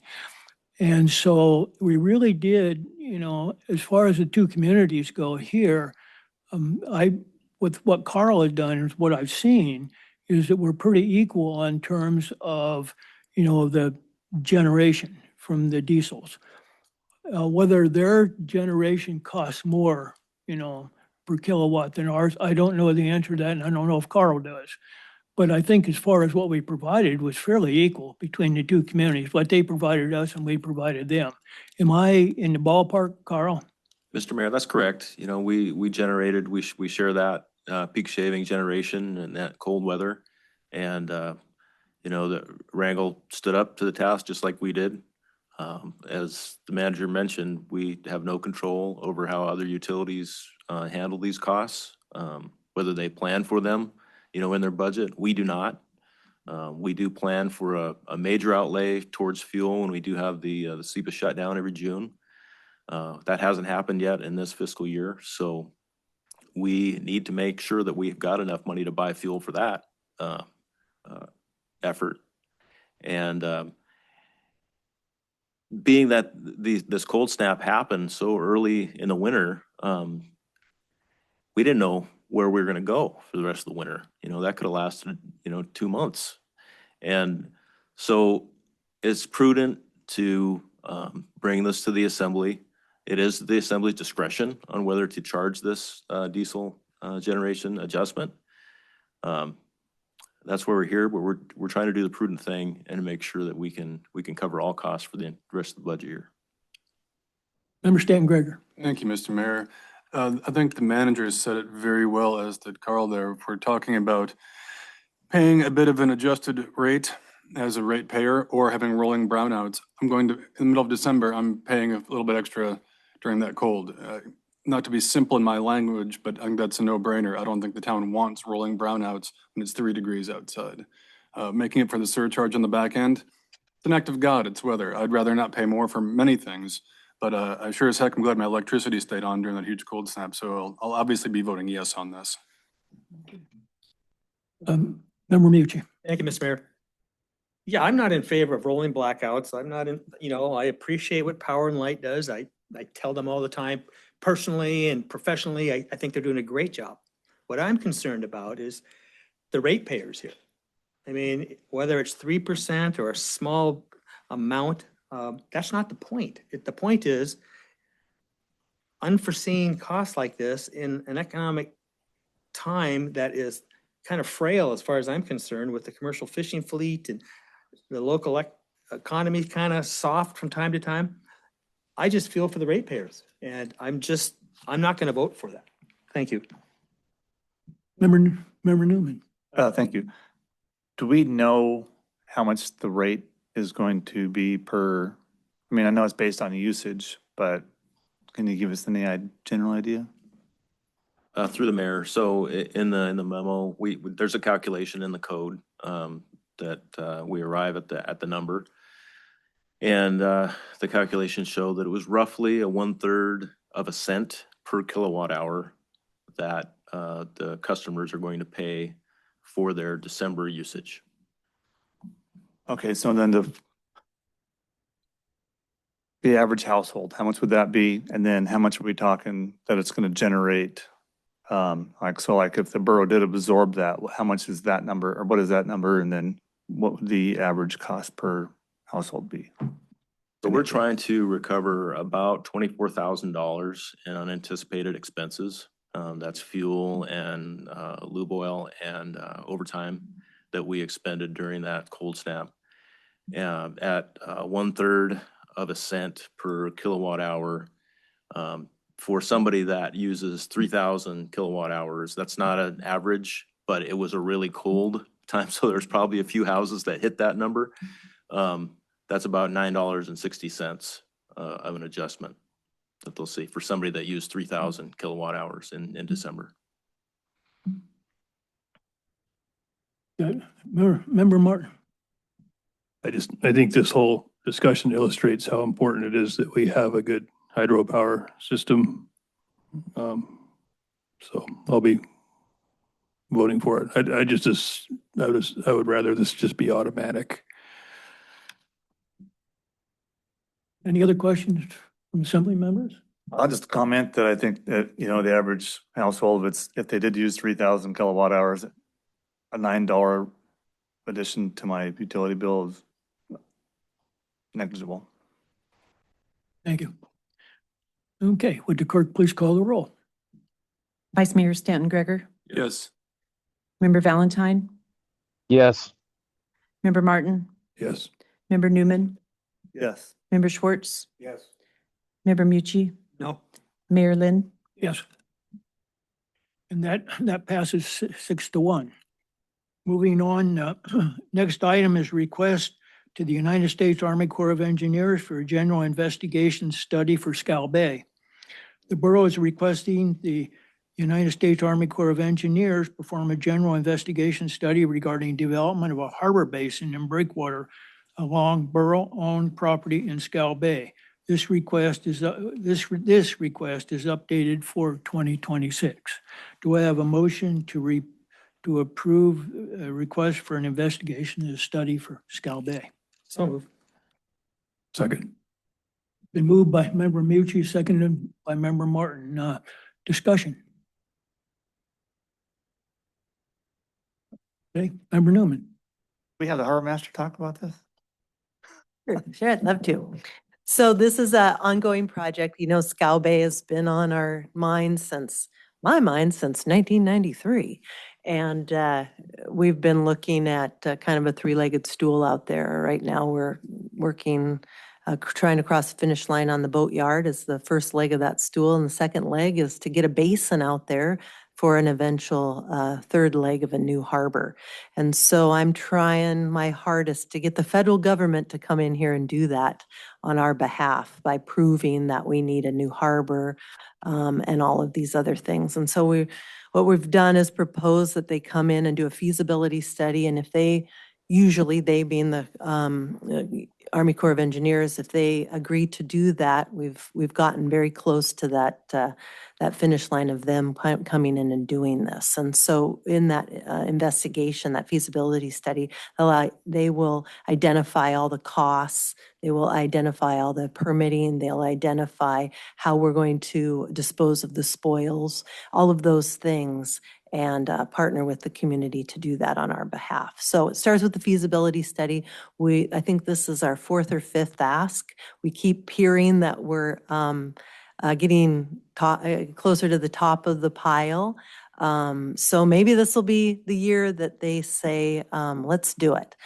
That being said, they require the community to buy in, and that looks like a 50% match. So there's another cost to the Harbor Enterprise Fund that could be in excess of about $500,000 to $800,000 on our half of doing a feasibility study. So that's another project looming that we hope forward planning will reward us for. So thank you for that. Good questions, Assembly members?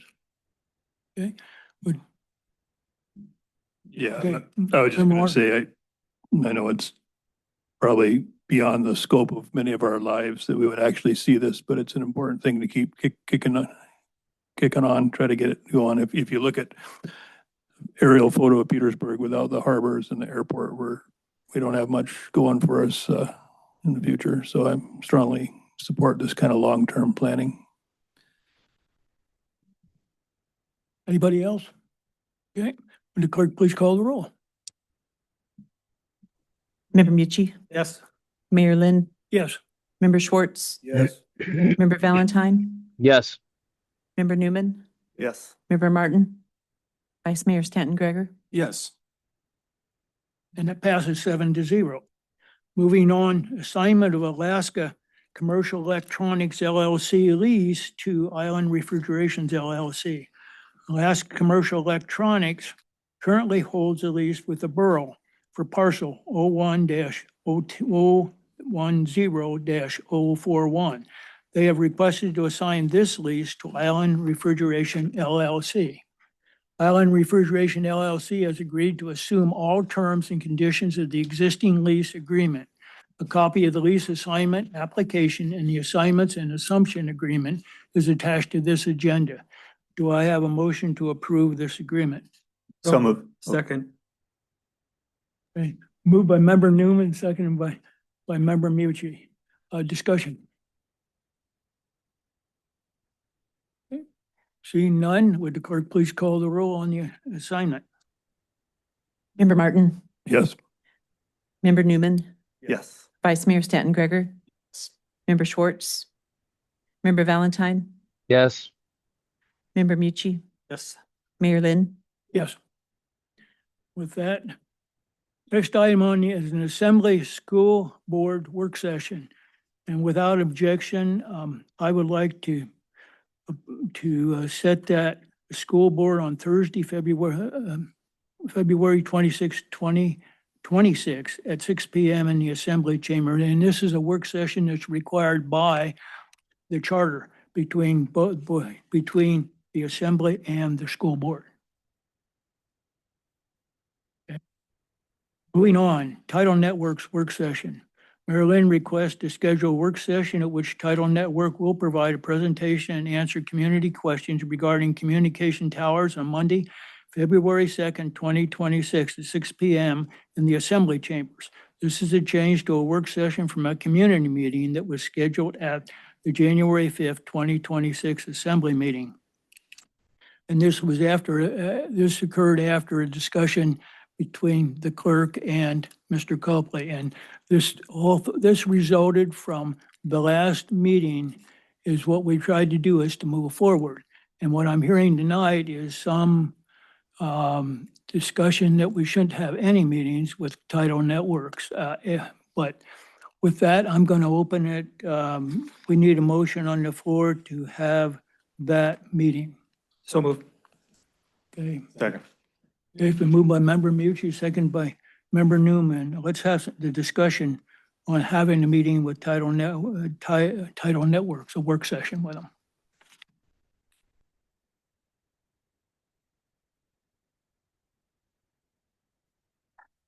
Member Mucci. Thank you, Mr. Mayor. I think it's great that Title Network is coming to Petersburg on February 2nd.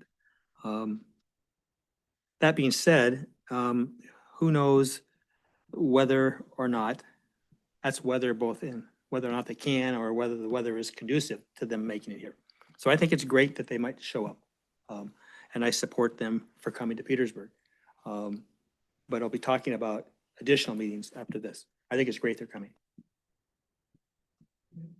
Member Newman?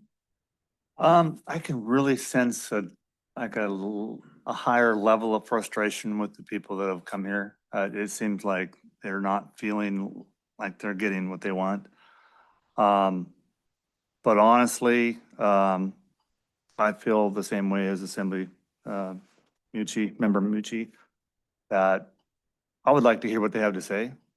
And I would like to see them in person. And I'd like to be able to have a discussion with them. And maybe some good will come from it. And so that's the best that I think we can hope for. And I think we need to move forward with that. But I understand your frustration. Member Stan Gregor. Yeah, Mr. Mayor, I'd like to start with a brief point of order if I could. You may. Thank you, sir. Briefly, just when some testimony was being given, for future reference, personal attacks against people or allegations are not conducive as per decorum during visitors' views. It kind of slipped past me it was happening in the future that will be corrected. That's not something we allow towards anyone, whether it be the president of Clinton Haida or someone here. So just wanted to address that before I moved on. I will be voting yes on this. I was glad that Mr. Cropley wanted to push it back to February 2nd. He wanted to allow more time for questions from the public. You know, I believe it was Mayor Lynn or some of us who had said, okay, maybe we'll get him in, late January. And I was glad that Mr. Cropley wanted to push it back. I believe, contrary to some of the comments this evening, I like to believe they are acting in good faith as a company by asking for more public input, by having a Zoom meeting coming up for the public to listen to, chiming in on the last Assembly meeting, and offering to come here in Assembly Chambers on February 2nd. So I look forward to them coming here and hopefully answering questions to the satisfaction of the community. Thank you. Member Mucci. Yeah, thank you, Mr. Mayor. Yeah, I'm going to vote in favor of this, of course, but I think what Member Stanton Gregor mentioned about the community listening session on the 27th of January, it's missing the point. It's tone deaf. I don't think the community wants to listen to what the community has to say, what Title has to say during their presentation. I've wanted to hear what Title is planning to do, and I haven't, and I'm looking forward to that work session on the 2nd. I think, while I'm sure they're genuine in trying to be transparent with the community, I look forward to seeing them on the 2nd of February. Member Schwartz. Well, we read the answers to the questions. I mean, a lot of us read the answers to the questions, and Many of the people that have talked to me are not satisfied. So this will maybe give an opportunity for some clarification or interaction between concerned public and title. They were not satisfied with the answers to the questions. That's it. Any other assembly member? You know, I want to go back because looking at it, watching in, we have 4 assembly members here, I believe, who have spent a considerable amount of their personal time trying to find a way forward. And yes, we have a number of things. Somebody suggested, well, we shouldn't have planning and zoning, shouldn't do anything. I disagree with that because what they were looking at is the future, not just now. And I think they need to continue with what they're doing. One of the assembly members suggested a change in their direction, which they accepted, I believe. And I think it needs to move forward. It's not going to be a short thing. It's going to take, maybe up to a year to do. I sensed a lot of frustration with a couple of the assembly members here because they can't find a way with all the work they've done. I know they've talked to council, our council. I've talked to our council, but trying to find a way to move forward under the rules of which we have to follow. Council has told me that under no circumstances may I take a position against where federal law is and where the federal regulations are. If I do, I can't support it, and would I want to spend the public's money, our public's money, to defend something in which I was going to fail? No, I can't do that. I couldn't vote to do that. So I support the meeting. Whether it'll go anyplace or not, I don't know. But at least having a discussion in my mind, will help at least solidify it one way or another, or maybe give us a way we can figure out to go forward. But right now, I can say that this assembly has been trying. I've watched them here and in the background. So I give them a lot of credit for that. And yes, there is terrible frustration. But I'm also going to vote for it because I'd like to have that, at least have the chance to have the discussion. With that, would the clerk please call the roll? Member Mucci, Yes. Mayor Lynn, Yes. Member Schwartz, Yes. Member Newman, Yes. Member Valentine, Yes. Member Martin, Yes. Vice Mayor Stanton Greger. Yes. Okay, thank you. I'm going to move on here, and there's communications in the packet. Those are also online. I won't talk to them. I'm sorry, go ahead. Sorry, Mr. Mayor, we skipped an item. Item I. Oh, the communication tower work session. Thank you. I missed that. Member Mucci requests to schedule a work session in which community members can ask questions and provide input regarding communication towers on Wednesday, January 28, 2026 at 6 p.m. in the Assembly Chambers. Do I have a motion to approve a work session on January 28th at 6 p.m.? So moved. Second. Okay, been moved by Member Schwartz, seconded by Member Mucci. Discussion? Thank you, Mr. Mayor. I obviously put this on the agenda. Since I was elected in October, this has been a constant conversation in my life. Almost every day, somebody has called me and said, what the heck? How are things, how are we where we are now? And I am requesting council assembly support for this meeting on the 28th so that the assembly can sit here and listen to what the community has to say, write down their concerns, collate their questions that they might have to the assembly and or title, and give the community a chance to more or less chew on the assembly for an hour or two, because I think many of the members who I keep hearing from are frustrated and don't think that the assembly is listening to them. And I think we're at a point now that if Idle Network is going to be here on February 2nd, and we have a community meeting to listen to community concerns and questions regarding cell tower communications in Petersburg. I think it's an opportunity to do that. Part of this communication tower work session, I think, needs to be brought up that, there's another carrier in town who is looking to put up 1 or 2 communication towers in Petersburg. They would prefer to co-locate with other towers in Petersburg, but if need be, they'll be putting in their own towers. And I think we need to have a frank discussion from the community about what they don't like. I'm not going to be too excited about, internet facts and stuff. I want to just hear what the community has to say. And I think this is a good opportunity to make sure that the members of the community know that we're listening to them. Thank you. Member Schwartz. I'll take an hour or two meeting. I mean, there's been some 6, 8, 10-hour days with this whole thing. And I didn't keep track. Colleen kept track. Started at 7:30 this morning and it's 10 o'clock at night and you're still on the phone with this. Because some people, I don't know why, I guess I'm approachable about this, but the phone calls didn't stop. And I can't speak for anybody else. But I gotta speak for members of the community who I've known my whole life. I'm gonna represent them. I got my own words for the federal government and the FCC, but I'll keep them myself. But I'm gonna try to represent the people I've known and loved my whole life. Thank you. Other members? Yes, please. Member Stanton Gregory. Thank you, Mr. Mayor. Thank you, Member Mucci, for putting this out there.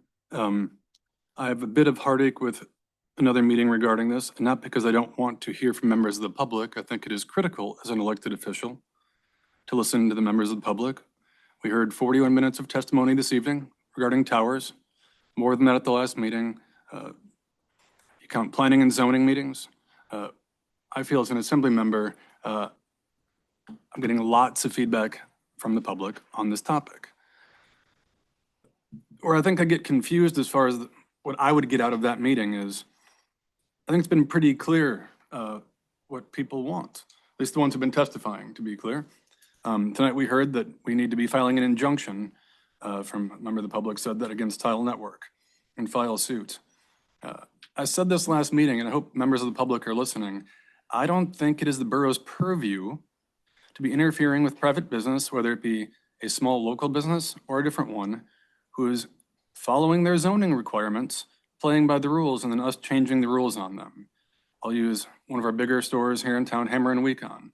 They're operating within their purview on properly zoned land. For us to sue them to stop that, or some other company, is we are teetering towards what I would see as a large government overreach to change how people can use their property when they're using it according to their zoning. I do not think it is the borough's responsibility to act like a big government and decide who can use their industrial lots a certain way. I'm a small business owner, and if an assembly wanted to change the rules of how I was doing business and I was following the rules, I would be livid. If we tried changing the rules on pick your favorite small business or big business in town when they're using their land appropriately, I would expect them to be calling for our heads with pitchforks, metaphorically speaking, of course, because they'd be right. It's not our job. It's not our purview.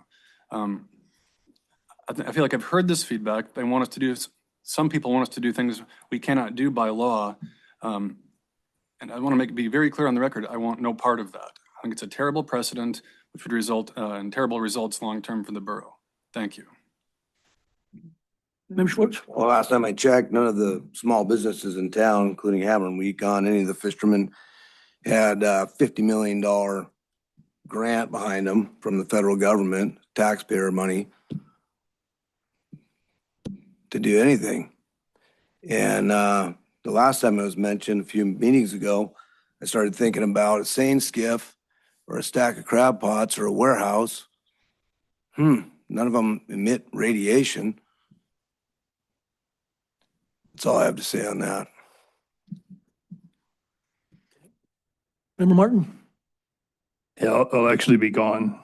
Sarah board meeting, Ketchikan is one they really want us to attend personally, but what I haven't had is a chance. I've had a few side discussions and I've listened to a lot, but I haven't had a chance to do any back and forth really as an assemblyman with the Open Meetings Act, we still haven't really had that dialogue. The question is, could that happen on the 2nd, since we're already scheduled to do that? So I'm kind of thinking we could. It's 5 days later. We could do it then, but like I say, I won't be here anyway, but I'm going to be neutral. I don't know how I'm going to vote yet. Okay, Member Mucci.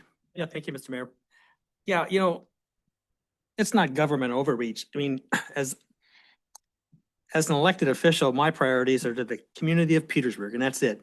If somebody comes to town and wants to bully the community and not be a good neighbor and explain clearly to the community what they'd like to do, then I have an issue with that. And I want to make sure that we have a work session so that we can document the community's objections or support of a cell tower or a communication tower. I mean, I know everybody has a cell phone in their pocket or close by. I understand that's part of the gig, but you know, I think these cell communication tower folks need to be good neighbors and understand that there's issues that people don't like about what's. And I think that this meeting on the 28th will give the community an opportunity to let the assembly know their feelings. Thank you. Member Martin. My question is whether that can occur on the 2nd, or is it important that it happens before that work session? Because I would ask somebody in charge here, what's the difference? Or is that February 2nd work session limited somehow, so that couldn't take place? Let me address that. Is that the clerk and I have been talking about how we set that meeting up, and I come to the same place that Member Martin does. Is I think that we can design that in such a way to allow folks to make presentations and make their talk, and then for the assembly to weigh in with questions. Remember, on a work session, you cannot make any decisions. So it would essentially, hopefully, we could put as much of that information onto the table as we possibly could at that time.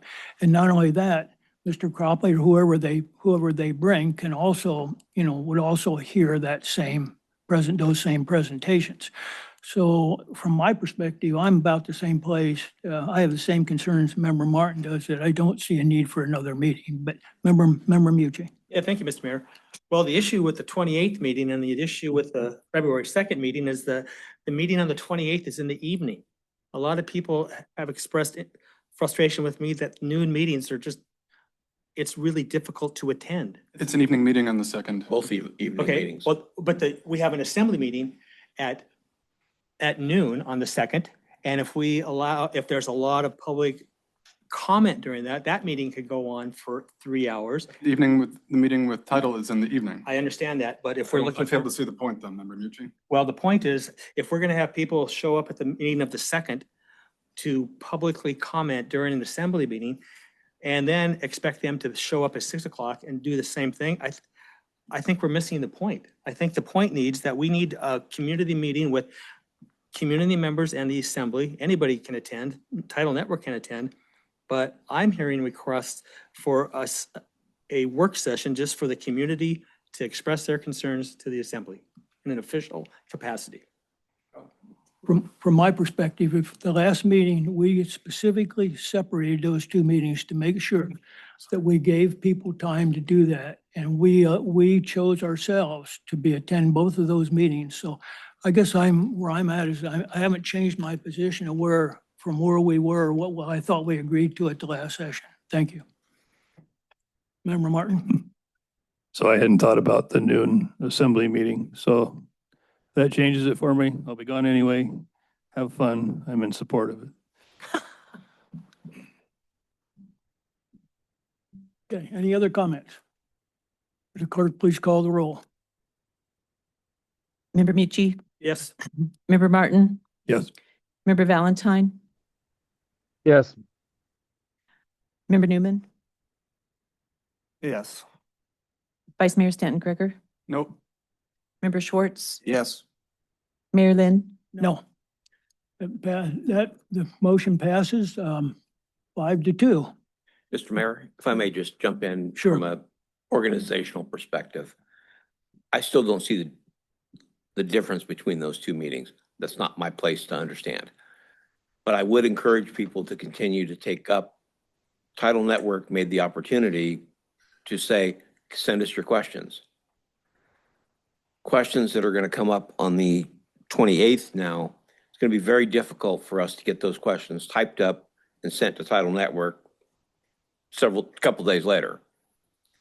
So I would encourage people, if you have questions, I heard a bunch tonight, get those sent in, because asking the Assembly those questions on the 28th is going to be very difficult to get those turned around and available to Title Network so you can get answers. My guess is, from what I heard tonight, many of these questions are questions for Title, not for the Assembly. So. Member Mucci. Yep. I just want to make sure that at the meeting of the 28th, I am not expecting the Assembly to answer the questions. I am expecting the community to address the Assembly on their concerns about cell towers or communication towers in Petersburg. Thank you. Okay, I'm going to move on here. I did talk about the correspondence, and I'm down now to, I'm going to switch this around a little bit and take the items related to Assembly member discussion items. And under that, we have one marine passengers fee. Member Mucci. Thank you, Mr. Mayor. I know there's been some conversation about adjusting or amending the marine passenger fee. And I was just curious where we are on that process. The reason I'm asking is that I'd like to have it on the February 2nd as a discussion item if we haven't started working on it. And I was just curious where we are in the process. Member Valentine, I think you brought that, you've talked about that earlier. Yeah, I Go brought ahead. that up, and then it kind of took a backseat when title came. I remember bringing it up, and then it took a backseat. And so at the moment, all it was I proposed in a discussion setting the rates. I don't have it in front of me, but the rates, what I believed, and the study that came out of Ketchikan of the other ports around Southeast Alaska and what they're charging, and then there's a couple articles out of Skagway and Sitka, or no, Skagway and Juneau, of like being careful to not get ridiculous with them, right? And so, yeah, I haven't at this moment, as far as I'm aware. It's just kind of stagnated from there. I believe you also had an idea or proposal for what those fees should be after you'd looked at it. Yes, yep. I have that fees. It's on my computer, which I can send to the Assembly, and you guys can look it over, and we can re-chat about it during the next meeting. Thank you, Mr. Mayor. Yeah, I was just curious to have it on the agenda for the second meeting, just so we can have that discussion about if we need to adjust it. And As a new ordinance or as a discussion? well, I don't know if we need a new ordinance. I just think we need to talk about it. Got it. Okay. I'll pull what I have, and I will resend it to everybody to have them so everybody can look at before the second. Okay. Thank you. Anything else, Member Mucci, on that item? No, thank you, Mr. Mayor. Okay, moving on, he has bear and trash awareness, ADF&G, June 6, 2026. Member Mucci requests an agenda item related to bear and trash awareness. Yes, thank you, Mr. Mayor. I had a call from Frank Robbins, who is the ADF&G wildlife biologist, just giving us a heads up that they're gonna, ADF&G and other departments, whether it's the State Trooper, Petersburg Police Department, Public Works, grant writing organizations from the state. And they are going to spend 2 days here in June to help the community understand the bear issues in town. And Becky clerk has told me that she's going to bring it back up to us in May, just to remind us, but I wanted to get it out there ahead of time. Moving on, Member Mucci has housing on the agenda. Yeah, thank you, Mr. Mayor. You know, we had that great housing work session several weeks ago. A lot of good things came out of that. And I've talked to a lot of people who are interested in helping the borough with putting together a housing working group to help the borough with other ideas other than what we're doing right now. And I think it's good to get members of the public involved in the process. So I'm going to have on the February 2nd, under council discussion items, about whether or not they would like to support putting a housing working group together. Thank you. Member Martin? I'm pretty interested in that too. So thanks, Jeff. Last item I on here is on having TSA pre-check a station here. Thank you, Mr. Mayor, and thank you to the assembly for being patient with me. We heard under the manager's report about fingerprinting, and well, I know when we were doing the childcare task force, they were able to recommend getting a fingerprinting machine in here. And I'd like, under the assembly discussion items at the next meeting, about reapplying to the state or feds, whoever we do it, to be a location where people can get their TSA pre-check, the Twix cards, have it done here in Petersburg. And like the borough manager mentioned, we were turned down several years ago or whatever, because I thought we were close. And then, you look at a map and we're this far away from Wrangell, and they don't understand that to get there, you've got to take a boat from one end of the island over across, or you got to fly, whatever. And maybe this would be a way to increase local revenue with the DMV, maybe have them operate it. But I'm going to have that under the February 2nd discussion items. Thank you. Moving on, any assembly member comments? Member Martin? Just want to put in a plug for the Sons of Norway Lutefisk dinner, February 1st. It's been bumped up due to scheduling conflicts, and find a member. I'm sure they'd be happy to take you on as their guest. So also I'm doing some of the work there. So please come. It's a shame to see it not put to use. Thank you. Any recognitions now?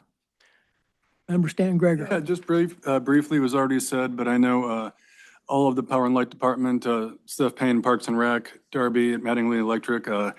The community pool is a huge resource for our community that so many different user groups value and notice very quickly when it's unavailable. I'm sure Steph is privy to. So just thank you to all parties involved for getting that facility up and running again, whether it be from Viking Swim Club to the morning swim group, et cetera. And for those who weren't aware of it, the timely nature of getting it back online was huge in preventing mold, et cetera. It was, so it's really big thanks to everybody on that. It's a huge piece of community infrastructure, and I'm glad we're able to use it again so quickly.